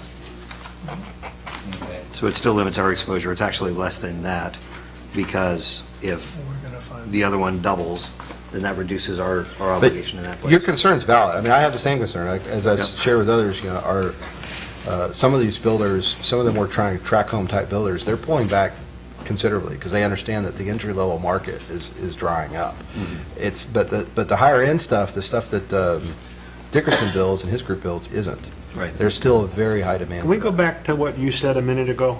You said something that kind of bothers me. There's nothing we're doing in Alsatian Oaks that the people who live on this side of town are paying for. Right. Because you sounded like that we're making them obligated to pay this. This is Alsatian Oaks, and it has nothing to do with the people on the other side of town. So what I'm saying, though, is that I just want to make sure that the things that we're doing, they don't obligate. So if something happens and everything dries up, like that's what I'm looking at, is risk aversion. So if everybody just drops trowel and runs, then I don't want to obligate us. And that's a very valid concern. Like And I would like to point out something that maybe everybody doesn't remember. And I'm sorry if I don't want it to sound like I'm preaching to you, because I know many of you have been here from the very beginning. But in the Alsatian Oaks plan, if you recall, we planned for 4 years of good times and then 4 years of bad times. And 4 years of good time, 4 years, the whole 34 years was built on that same sine wave, where we were confident that one thing was for sure, it wasn't going to be peachy keen for the whole 30 years. So it's very important to remember that the risk that we all signed up for was based on that assumption that we were going to have fluctuations in the economy. So I, for one, I'm comfortable that we properly anticipated. Maybe what we're seeing right now is unprecedented, but I think over time, we're going to fit into that. It always does, yes. It's going to fit in. And everything we've done for Alsatian Oaks, everything we've done has worked out pretty close to the plan. The contractor has proven, to me anyway, that he's standing up to his word. The city has stood up to their word, and we have a really, really good project going, and it's pretty soon going to become visible. When the asphalt gets laid, it's going to become very visible, and we're going to have to tell folks, how are we doing? And I think it's going to be a really good story. And this to me, this also feeds back, if you recall, 5-6 years ago, when we talked about leveling, I can't remember the exact word we used, you might remember, Phil, the 5 different, what did we call that? When we said we were going to hook them all together and Well, that's what he was talking about. level the Right. system. What was the word? Yeah. Equalized. Yeah, have pressure planes on both sides, Yeah, basically. we never knew how we were going to do it. Now we have a plan. We know how to do it, and it is accessible, and I think this is going to be a very good thing for the city. Well, so let me ask then, if, and I agree with a lot of these things. I'm looking at, overall, I think it's a great idea. I think it is the right way to do it, but I'm also looking at what's our absolute risk? If the worst case happens, how do we deal with the worst case? You don't ever have to typically deal with the worst case, but we know that it's going to cycle back at some point. We know that it's slowed down, but it's still moving forward. And especially with some of the things that, I know that the water is needed. So my question is, if we make this decision so what does it happen if the other one doubles like they said? Does that take that takes ours down to 335, takes it down by 50,000? Probably, yeah. Because we dropped by 4%. That's what we dropped from 20% to 16% of the Right overall now, you project. have us at 385. People know what number. Oh, 40, wait, 1,700 and something. 40% to 36%, whatever it You're is. going to go from roughly 2,000 to 1,600, more or Yeah, less. I said- In round numbers, guys, Yeah. I'm not, Yeah, the 5,000, you have us kicking in 1,757. That's currently ours right there, right? Is that's the one that is doubling? It's Yes. about 1405. So there, ours are good, right? Yes, that's a good way to think about it. So if you look at the partners, 10%. if you look at those tables, if you were to take was it called Victory Lane Partners or? Victory Lane, yeah. Yeah, if you look at their amount, theirs is going to double and ours is going to reduce by that amount. That's a great way to look at it, Mayor. 53,000. So that actually takes us down to 330,000. More, yeah. But again, I expect there to be some horse trading. We told these guys, look, you're going to have to start actually cutting a check on this. I think I told you about this at the last meeting. And after we did that, they started to sharpen their pencils a little bit. And now with some changes in the market, I fully anticipate, I've said this from the very beginning, there's no guarantee that the developers we have right now in this group are going to be the developers that will end up with us at the end of the day. I almost guarantee someone is going to change, whether they sell it and make a profit, or they can't, stand the stakes and they get out, right? Something is going to change. But that's why Clay, I think to his credit, has been trying to build the contracts in such a way as to insulate the city from that risk. And something I want to remind you of is that we will issue a notice of reimbursement, a reimbursement resolution for this amount, that will be tacked on to the issuance of that debt. How that debt gets issued, we will seek the advice of Mark and his team, but one of the things that we've conceptually discussed was issuing it in such a way that the city's taxpayers are not at risk at all, because it's a contractual, it would be contractual debt, meaning that the contracts would be what would back the debt. I don't know that's ultimately what we're going to do, because we're going to look at the costs of doing that, what are the interest rate costs, et cetera. At the end of the day, that's another insular action that may take. Yeah, we have to, again, I want to look at the cost, because now with the interest rates where they are, that may not be as attractive as another way. I know y'all want to move on. Can I make a motion? Or Herb, you want to make a motion? I move we approve Task Order 16 with the terms and conditions as presented. I'll second it. I have a motion by Councilman Dyer, a quick second by Councilwoman Martinez. It's like a left hook. Any further discussion? All right, all in favor? Aye. All opposed? Motion passes. Thanks, Russ. Thank you. Appreciate it. You Let's bet. move this forward. You got to hang out till the water stops. Go enjoy the rain. All right, next item is discussion on implementation of a historic downtown and Highway 90 tax increment reinvestment zone. This is not an action item. The mayor and I wanted to bring this to you because it's something that, with the creation of these PIDs, we have a partner that will do that aspect of it. And one of the things they can offer for free is helping us with setting up the plan that's going to be needed to establish a TERS. I'm pretty sure I talked to you all about this concept early on. It's something that I think would really benefit the downtown in the long term. And included in your packet is a map. This is a very tentative map. Know that once we get the PID people involved, they will actually look at it parcel by parcel, and the lines will be drawn by parcel, not the way I drew them. Because you want to exclude as much residential as possible that you know is going to stay residential, and you want to include any of those areas that even if they are currently residential may become commercial.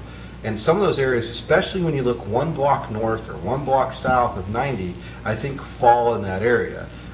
Due respect to Marcus, who's not here tonight, I know that his area, they're going to stay residential. At least that's what, he wants to make sure we're protecting that area, and I do too. But there are other areas around there that are not quite as committed. You can see there's commercial enterprises or things that are quasi-commercial enterprises that are starting, especially on the south of 90. When you draw, just kind of, if you haven't done it in a while, just drive around that block and you'll see all along kind of one block south of 90, there's different types of commercial enterprises that are there. And you need to consider not just that building, but that whole block. Like, is that whole block a potential future commercial zone? So again, you know about TERSs, I won't get into that, but the idea is to capture the new value and to be able to reinvest it. The purpose of this TERS would be established by you all. We will discuss potential projects. I listed a few there. Those are just ones that came off the top of my head. There's all kinds of things that you could probably try and do downtown. It really comes down to a funding plan, how much you actually think that the TERS will produce, and then what you all as council prioritize and say, this is what's really important, we want to do this first. And that could be any one of those things on the list. It could be upgrading all the utilities downtown. It could be making things look more historic. It could be signage, wayfinding, pedestrian access, making some improvements to 90 or along 90. There's a lot of different things in that bucket. What I can guarantee is you probably can't afford to do all of them. So you're going to have to do some forced prioritization in that list. But that's what this is about. Since this is starting to grow a little bit of legs, I didn't want to get in front of the council and be having conversations with people that you didn't know about. They're not going to charge us anything, so I'm not incurring any cost for doing it, but I just didn't feel comfortable having those conversations without you all knowing that, hey, this looks like it could become something soon. How would this swerve into the downtown revitalization group? It would definitely support that effort. It's not, one, everything they're doing to invest in those buildings, we capture for the TERS, so it benefit the TERS greatly. That doesn't impact them at all, but what it does do is convey to that group on some level the city is partnering with their efforts and creating at least a funding mechanism to do some type of side-by-side public improvement in the downtown area. One of the hitches that they run into is the fact that we aren't sure of our utilities in that area and don't want to go tearing up newly paved streets to fix water lines. We did, at least for the barbecue place that's been mentioned. I can't tell you which one because I still don't know the name, and I don't, but at least for that site, we have been able to confirm that they have water and sewer needs, and we don't have to do anything to mess up their. But if you look at this map, understand that this isn't just about downtown. No, it's not. Actually, the vast majority of it is Highway 90. Well, that's what you capture. I just want to be careful. So the idea is you capture the revenue on the 90 strip so that you can infuse it into your historic downtown. And it's a principle I learned at the city I worked in prior, where they had in their case, they had a downtown that was dying, like a lot of small towns, and they went and they captured, it was kind of the same situation, like a business highway. They captured the Walmart, and they got some of their sales and some of their revenue and everything in between.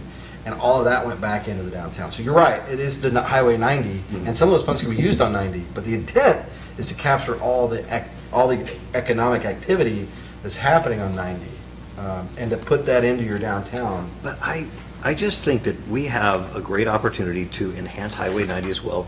Don't get me wrong, I love our downtown. I think it's phenomenal, and I definitely believe that we need to invest into it. But I also believe that we need, I look at Highway 90 as a big scar that goes through the middle of Castroville. I mean, it's... Well, that's why we engaged Quiddity to help us with that, and so that's a separate group, separate effort. And I know that, I mean, I have to be, but really and truly, trust me when I say that there's money out there for 90. We might need to put up a small percentage. So we might need matching. Yeah, and so that's why I just want to be clear. Yeah, absolutely. This is about revitalizing. It's about taking some of the uncontrolled, if you look at uncontrolled growth, what's happened on Highway 90 is uncontrolled growth. This is where you put your head in the sand and you just let it happen as it happens. And that's what's happened. And so to me, this is about capturing, like actually doing things purposely and helping people grow. That's one of the reasons that we brought on the tourism directors, to help us purposely help our businesses, help them grow. And then through what Scott's putting together here is capture that, reinvest the additional funds. They don't cost us any extra as a city to be able to support that. It doesn't increase our costs by doing this. They're just making it better. We take that, we reinvest it into it, but I just want to be careful about saying this is all for downtown. I think that it is about renovating, just like if you look at a lot of the homes, a lot of the historic homes, over the past, 30 years? A lot of them, people have come in, they've fixed them up, they've made them nicer, and it's just capturing the people that are making it nicer. Well, let's take that and reinvest that back into the city. So they're reinvesting, we're reinvesting. It's kind of like if your neighbor fixed up their house and it gave you funds to help fix up your house. To me, that's kind of a no-brainer. So that's why, and I just want to be really careful about the message saying that this is all going to be dumped into one specific spot. Well, that's what I was saying. Y'all are going to prioritize the projects, and that's part of that with that PID group. The discussions we'll have there is with them about, okay, what is, because one of the things I don't know and I'm not able to give you at this stage is, well, what does that revenue look like? Well, they'll do, just like we did a revenue model for Alsatian Oaks over 30 years, they'll do something very, very similar for what will be the TERS defined area. And they'll give us a pretty good picture of here's what you can look at eventually as far as the overall value and then the captured value, right? And then that creates the list of potential and the projects. Have we met with the businesses, or is there a plan to meet with the businesses that will be affected by this TERS? So, yeah, my question would be kind of in conjunction would be, so you're talking about incremental increases. Would that be for growth, or would existing businesses be grandfathered in somewhere? Well, they are impacted at all. No, we're not adding a tax. No tax. We're not taxing the people, and that's a good clarification. So this is, Allocated funds. if, what's a good one? If the Dollar Tree ends up selling twice as much this year as they did last year, then it captures the additional tax revenue that comes from that. If they're building, Sales tax, but I thought this referred to property tax. It does both. It does both. we'll So- do some charts to show you exactly what that looks like, but it is truly just taking, just like I said, if you had somebody that moved in next to you, they fixed up their home, now their home is worth $100,000 extra, they get taxed on that $100,000. It actually takes that extra the tax on the extra $100,000 and sets it aside and gives it to you as a community. And that's what we're looking at doing. Well, it restricts it to that zone. It restricts it, yeah. Only in that map. That's correct. The money has to be spent in that map. The money comes from that area and gets used in that area. So it's not, this is not. But it's not an taxing additional people. cost to the business owners, and I haven't approached, and I'll be clear, I haven't approached anybody at this stage, because it this doesn't really is a happen. policy decision, and I didn't want to get in front of y'all. Let people know that are Right. watching and everything, Yeah. that what occurs, people? entails, yeah. No, I think it's a good idea. So as we sell a lot more hardware there. We're hopping. Yeah. I think it's a great Is that clear? idea. I'm a little concerned about the map, Oh, only yeah. because, as you pointed out, it does, especially in my district, it gets way down in the residential, but I'm thinking that will get cleaned up as it It will, progresses. and you can split a block if it really comes down to it. There are Yeah, people but who you say, can. I really don't want this in there, but honestly, it doesn't affect them. It doesn't make their taxes go up. It does indicate potential future zoning changes, and some people don't even want to hear about that, right? And so they want to draw the line, which is fine, that's up to y'all. But yeah. But it also allows us, to me, it is, they're not going to have it, their tax increments are going to be just like everybody else's, so they're not really going to be contributing to it, but they could benefit from it. And so we want to draw it tight so that we define what is the area that we want it to benefit, what are the areas where we feel like we can be the most benefit to the city by helping the businesses, by providing some of these additional funds to help self-propagate. So this process will ultimately result in the same thing we saw when we created TERS Zone Number 1. We'll get to the point before we ever vote where we're going to know how much money we will probably make and when we will make it, and we'll get put back into that TERS. The beauty of this Well, that's is some ideas. that those properties are already developed and already paying taxes, so we know exactly what they're paying today. So, Not like we're talking with bare earth. yeah, right, exactly, and pie in the sky, right. Right. Okay. And it'll be a very methodical thing. When we bring it back for an actual decision, we'll show you the numbers, we'll show you the estimations. I think that we've got a pretty good idea on what that would look like and how we can impact that. But I really appreciate the fact that you're bringing it back to them, because this is such a crucial discussion, because we have these questions. We want to make sure that we clear up any of the misunderstandings about this. So I think that this gives us a good, clear understanding of what the next presentation needs to look like to clear up some of that misunderstanding. Well done. Sounds good. Sounds like a plan. Good plan. Very good. Next. All right, next, what do you want to go home? Me too. All right, next item, discussion and possible action on allowing construction of model homes and sales office prior to final plat approval. So we've been approached, and staff is supportive of the concept. We've been approached by Alsatian Oaks specifically to allow for model homes prior to the recordation of the final plat.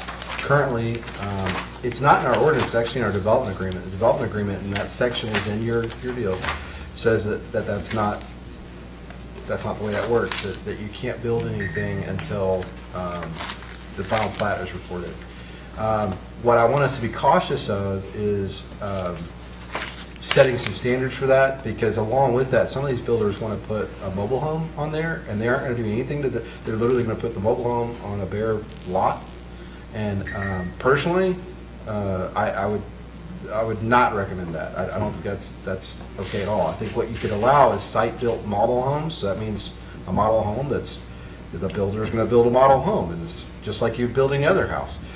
His sales office can operate out of that as far as they're concerned. But that would be my recommendation to staff, but we need to get your input.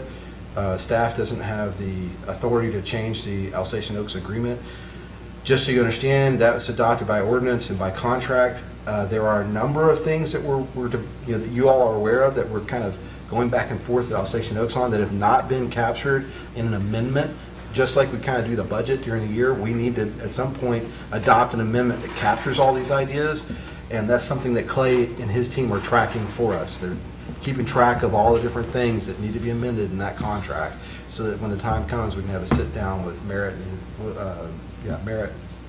and that team, and draft it up and then have it adopted and changed. So this would be one more change that you could potentially do. And I think that, in good faith, and especially as the market is starting to slow down, I would like to help that we've got the contract in place. The faster they can build what we've already agreed on, the better to me, but I don't want to trash up the place. I would be fully supportive of allowing them, unless you see there's some kind of risk with this, allowing them a temporary, put up a mobile home. You have 6 months to build your model home, and then it goes away. Yeah. No model home. How long does it take them to build a model home? Well, it's not so much building 30 to the 60 home, days. it's getting the certificate of occupancy. Right. See, that's the issue. This is a very common practice, by the way. This is not something we're inventing. Is the reason that the trailers the sales trailers come in is because the city cannot issue a certificate of occupancy until all of the utility stuff is approved and accepted. And there's a lot of risk in that. We have a pretty tight schedule, and the chances are the model homes will get built and will be completed before he's ready to issue the COE. But you can use so a CO is not applicable to a sales office. So in other words, if they build a model home, as long as they're selling that model home, they can operate out of that without a C of O. So they can get the model home, what you're saying is they can get the model home quicker than they could. They can't occupy they can't use the model home until they get the COE, but they can use the trailer. No. Without I'm a saying, COE. No, I'm saying they can use the model home as long as it's a sales office. They can't use it. They can't sell it to someone for their private They residence. can't live in it. Yeah, that's the CO. They can get a certificate of occupancy for that model home. I mean, that's allowed in. It's in the contract. Yeah. So they can do it for Very a sales clear. office. What I'm saying is do not allow, in my opinion, that, and this is based on not my personal experience. It's actually based on what I hear y'all have said. You've set such high standards. That's the whole purpose. You've done all this to set high standards. Why on earth would you allow a mobile home to be moved in, and that's the first thing people see, and it's on a bare piece of ground? If you decide to allow a mobile home, by God, make sure they landscape the hell out of it and that it looks like it belongs, which I don't think you can do with a mobile home. I think make them build model homes and let them go. Just to move forward on this, I have no problem with them building model homes that will then be sold as residential structures down the road. But how do we vote to approve that with what we're discussing here because we can't just say. So it becomes a minute order. It's the same way. Remember, we just did their Well, plat. I know that, but how are you all going to have to go back and come up with that? Yeah, we'll have to change. This will have to be amended with amendment. But keep in mind, remember the plat when y'all approved it? You approved it with your changes. You said, okay, but you got to put back that 2 acres that you said you would really give us. You're going to make sure the school is accepted. You made some caveats. So those caveats were all conveyed to the Alsatian Oaks team. And if you want to think about it that way, recorded or tracked by Clay. So there's a list. Like I said, there's kind of a growing list of things that we're telling them. And frankly, this is a trade-off. You could ask for something. I don't know what. I don't want to be greedy, and I can't think of anything off the top of my head that you'd want to ask for. But you are giving them relief from the contract, and a negotiator would always tell you, don't give relief without getting something in return, right? So I don't know what you would ask for in return at this stage, but. What we're really doing is we're trying to mitigate the risk caused by the slowdown in the economy and the increase in interest rates. Right. It's going to make it more difficult to sell things and more difficult to qualify buyers. So the earlier that they can start on that process, that gets you lock in rates, you get things done quicker, it reduces the risk. I think we're looking at a temporary situation. As soon as those model homes get built, the trailers could go away. I really wouldn't allow a trailer. You go into a Pulte neighborhood, they don't put in trailers in a Pulte neighborhood. They build a whole block of model homes. They are doing that. They're going to have about. But they haven't. But see, they can't. We haven't let them start doing that yet. This would allow them to go ahead and start building the model homes tomorrow. Yes, that's what I'm saying. That's what they want to do. But they can't do that right now until the plat's recorded, and that's not going to be for some time. So you're giving them a substantial amount of relief by allowing the model homes to be constructed, in my opinion. I think it's a step too far to allow the mobile homes. Because here's my fear, Herb. What if it doesn't? What if they allow a mobile home there? And I've seen these communities too. In Fort Worth, when this is before 2008, a long time ago, there was a subdivision that started to go in, and they put that sales office there, and then the subdivision never materialized.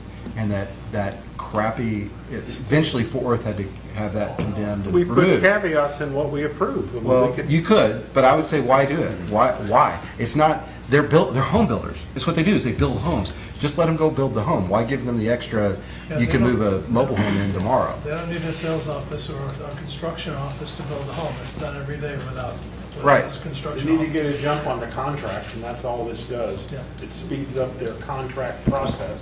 and allows them to lock in rates before they get out of sight. Yeah, if they get motivated, they could have a model home up in 3 months. Yeah, 30 to 60 days is, I mean, really, depending on the size and what they're trying to do, is realistic. And then since those are the small lots, they'll be the smaller homes. Right. So, I mean, the builder who did half the houses in Westheimer was finishing in 60 days. I guess I'm for this, but you're throwing questions back. What, is there a negotiating tool? I guess I would like to know from staff, is there negotiating things that, or talk to Clay and say, Clay, is there something, is everything's going peachy keen with Alsatian Oaks, or is there something we can use this as a negotiating thing?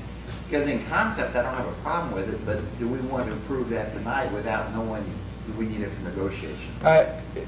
Here's what I would say, because I honestly can't think of anything that I need to ask for from them. There are things they've asked for that I'm saying no to, right? So this just says, yeah, you remember that list you gave me, Herb? The one we discussed? Yeah, we're just going to say no to all that. We're allowing you to do this. That's a good thing. But I would feel very comfortable, given my experience with Clay today, if I were sitting in your seat, approving this with whatever caveats or conditions you say, and saying, hey, don't let this go to waste. Clay, see if you can't get something for us. But I don't know what that is, and I wouldn't delay the decision tonight based on something but I can trust that if there is something to get, Clay will get us something. And I would say the same thing, for our attorney's bargaining prowess. I mean, same type of deal. We're trying to go back and forth. If we give her the permission to go after something, she's gonna do her best to get something in return for the city. So the only thing we need to vote on tonight, for instance, as an example, would be make a motion that the city allows relief from the development agreement, section 3.08, which requires a final plat be filed prior to construction of any building, in the fact that the developer would like to construct model homes prior to the final plat. Yes. Sounds like a motion to me. Yeah, it does sound like a motion. I would only amend the motion to say, provided that those model homes are site-built homes of the same construction and material and design as the homes that will eventually be built and sold in that community. Isn't that the definition of a model home?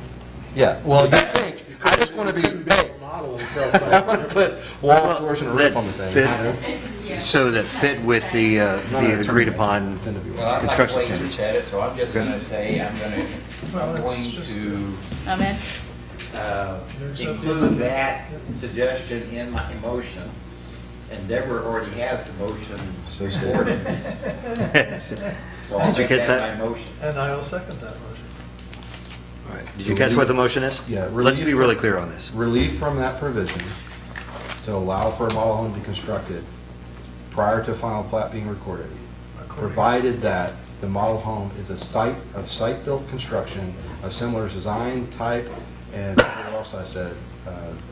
It That fits with the excludes- development That agreement. excludes the sales office Yes, trailers. that means no trailers. Without saying no trailers. But yes, it means no trailers. Yeah, the rest of the provisions for architectural site, they're still in place. We didn't waive any of those. So did you get the motion, Deborah? No. Okay, Partial. let's restate it. Because he's saying a whole bunch and you're saying a little. Okay, so Phil, Not- start over? So, Sorry. Well, I better way got to the go part is about, Scott. I do have your part allowing release from 3.08. And which requires recordation. allowing, is basically what this is, Yes. for construction of A model site, homes, a site built, Provided that the model home is site-built, site built, right? Provided that it's site-built and of a similar construction and design as the homes that will eventually be built and sold in that subdivision. I'll get it tomorrow. I'm sorry, too much. I gotta teach you shorthand. Similar build. Similar design, yeah, and construction as the homes, as future homes. yeah, as future homes in that city.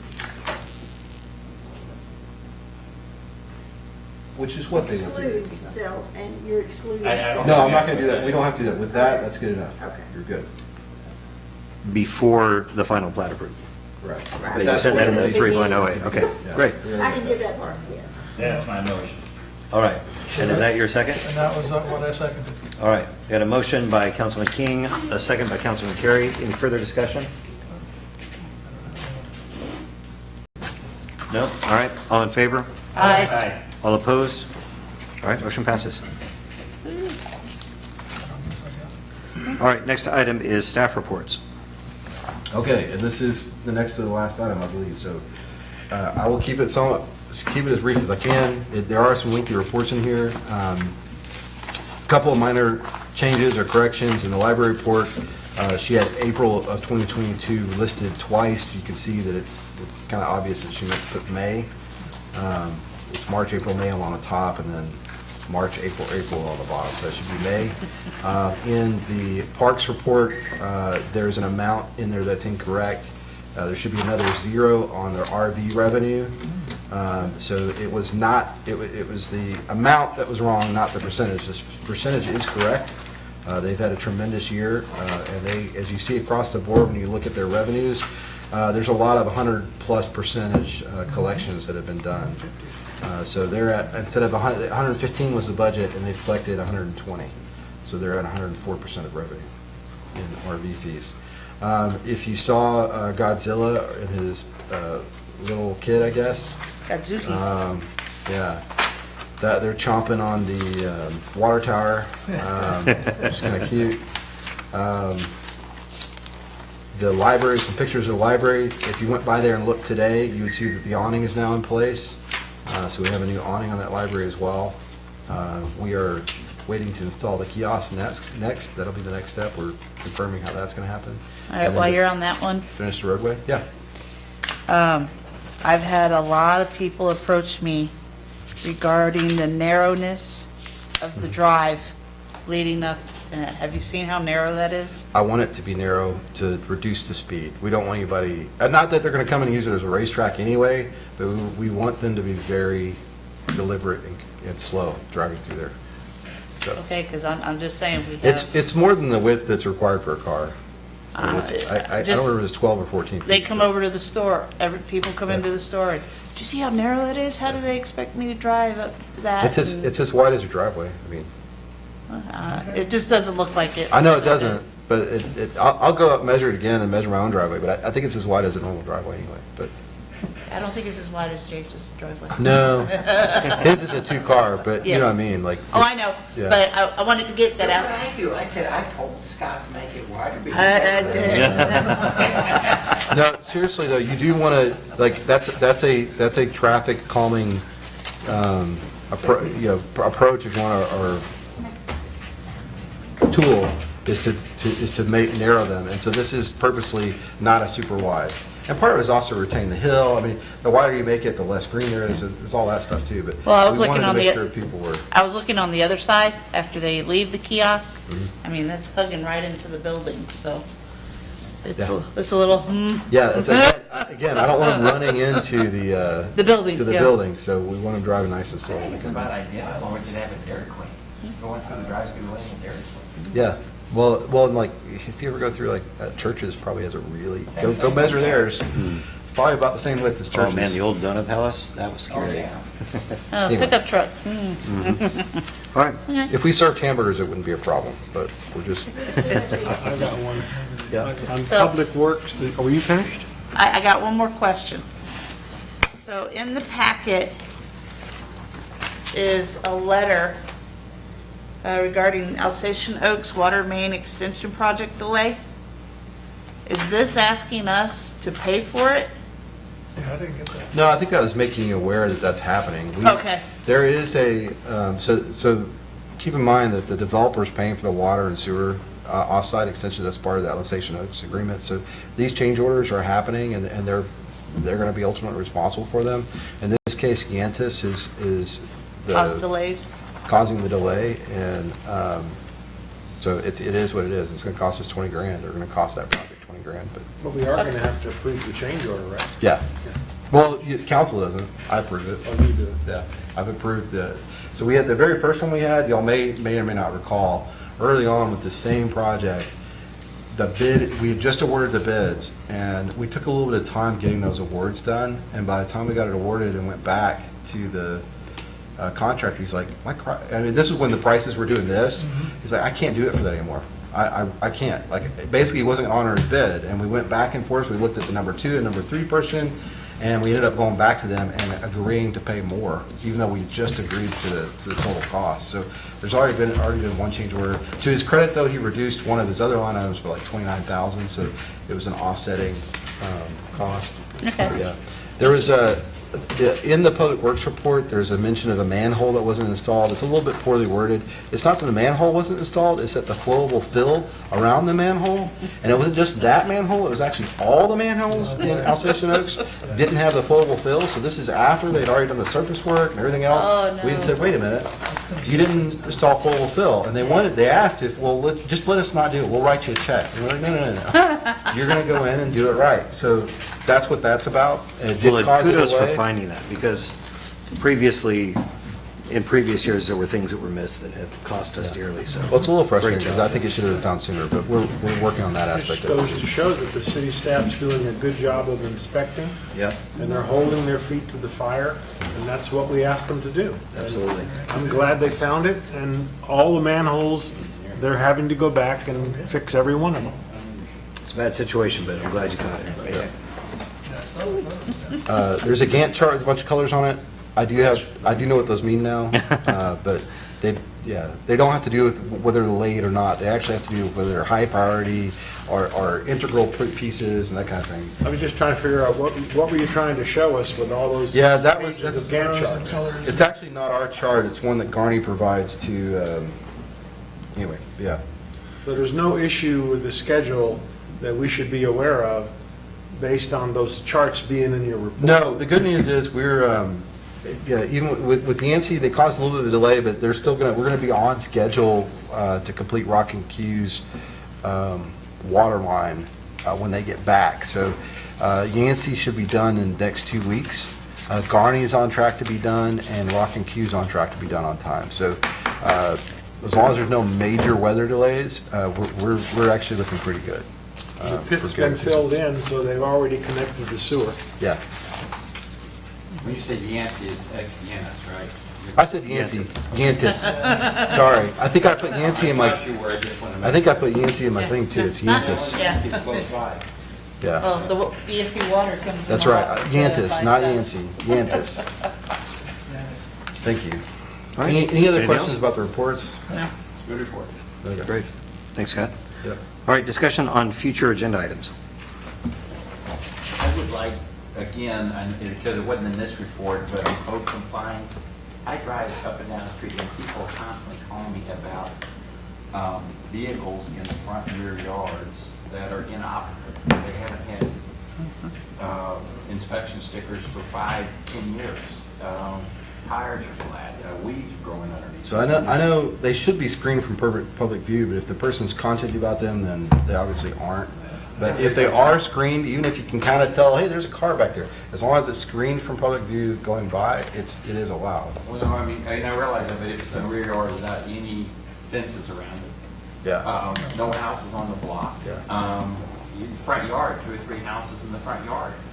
But it maybe if you come back and tell me, then I can tell people who are asking me these questions, but why are they allowed? So there's just a whole lot of these around, and they're eyesores, and I would hate to be the next door neighbor to some of these people, and see these things in the front yards and everything.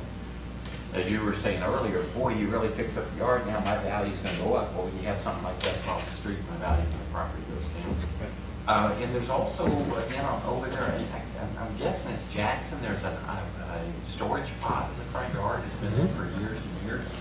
Yeah, I did bring that one up It's to on our code Geneva. enforcement. Yeah, on Geneva. So if you could just have give us an update on stuff like that. Is there a reason that we didn't have the code enforcement updated? in this I one? don't, no. Do you I don't know? know why Did she didn't put one in. I know Brianna was out ill, and a lot of times I think she puts them both together, so Okay. I don't know. I didn't think see that's something, we've heard enough on that. We need to make sure that we're not just improving it, but improving it. We've talked about some improvements that needed to happen to that in the past, so I'd like to get on that.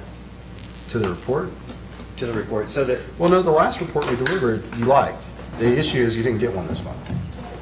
So it's not that we haven't done anything, it's just that this, you didn't get a report this month. And yes, her whole family had COVID. She was on vacation, then they got COVID, and now they're in recovery mode this week. So that's probably why she didn't submit it. I didn't get a chance to. But also some of these things we're talking about Well, should have already been I know on that list. I know pods should be on that list because I brought that on specifically. I think it would have been if we had the report. So I'll get that report and send it out to council between now and next, today's Tuesday. Now and the end of the week. I'll see if she can't get Because something Carl's together. driving up and down the streets also, and Yeah. and these vehicles that are in the front yard, I can tell you, they've been there for years. And why those haven't been addressed at this point in time, I don't know. Well, and I don't like to assume, so anytime you have someone that gives you a complaint, just, if you would, have them tell you the address, so I can follow up on that specific complaint, that specific address, I'll send you. and we'll follow that. I know it's tedious, but. He does That very way there's- well, because I got one in, yes. But that Thank was you. my, It only took about 6 tries. I'd like to ask the staff check on the status of the permit for Mr. Solis on South Mexico Street. He's building an extremely large, looks like a warehouse behind his house in a residential zone.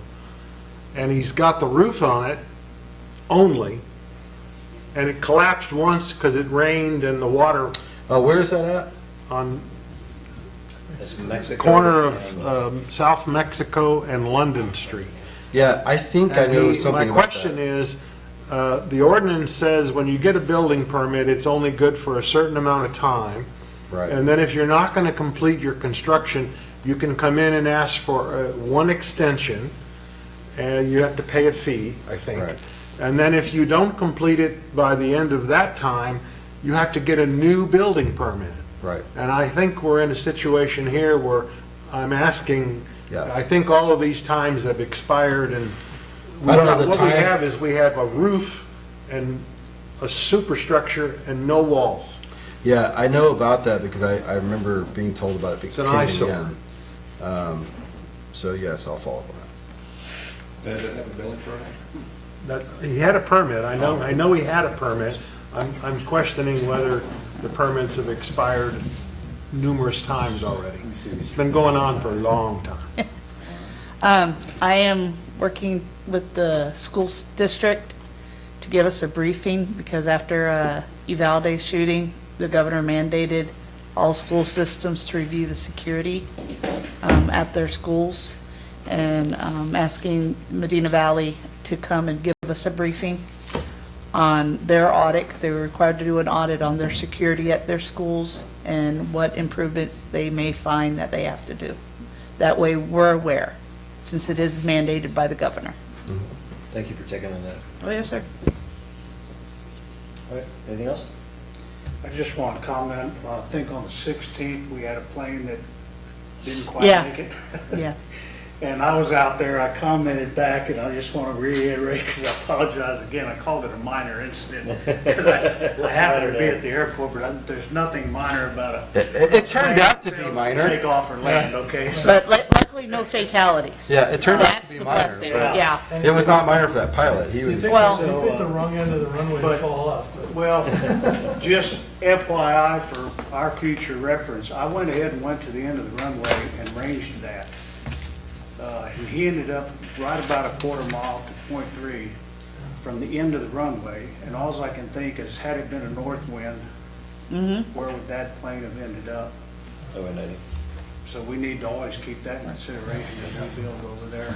And that you bring up a good point, because one day I was driving down 90 heading towards the base, and I saw 3 jumpers from the parachute business. Right. One of them landed right where they're building for Alsatian Oaks near Highway 90. No goodness. Well, and they were tandem. It was a guy and an inexperienced jumper landed right there in the dirt. Wow. So we need to find out from the parachute business, Safety measures. yeah, what safety measures are they, what lessons did they learn from that? When was that? Was it a few weeks ago? I mean, it was right there, and there's, the two other people, they didn't even make it on the bullseye they're supposed I to. wonder, They came down on the other side of 90. was it really windy? I mean, I wonder what that was, because I've not, It was very windy, so that concerns me even more because they shouldn't be jumping if that. Right, I mean, if right. the one that landed on this side near, in Alsatian Oaks, that power line's right there. Yep. I mean, right, so it's just, it made me concerned, sure. especially if they land on a vehicle or I'll have something on David follow Highway up with them and 90, we'll get an answer. Yeah. What did they learn? Hey, thank you. All right? No, it's just, I'm just thinking safety and everything with all the craziness going on. All right, we're through the agenda. We're adjourned at 9:14. Go. Enjoy the rain. Oh, yes.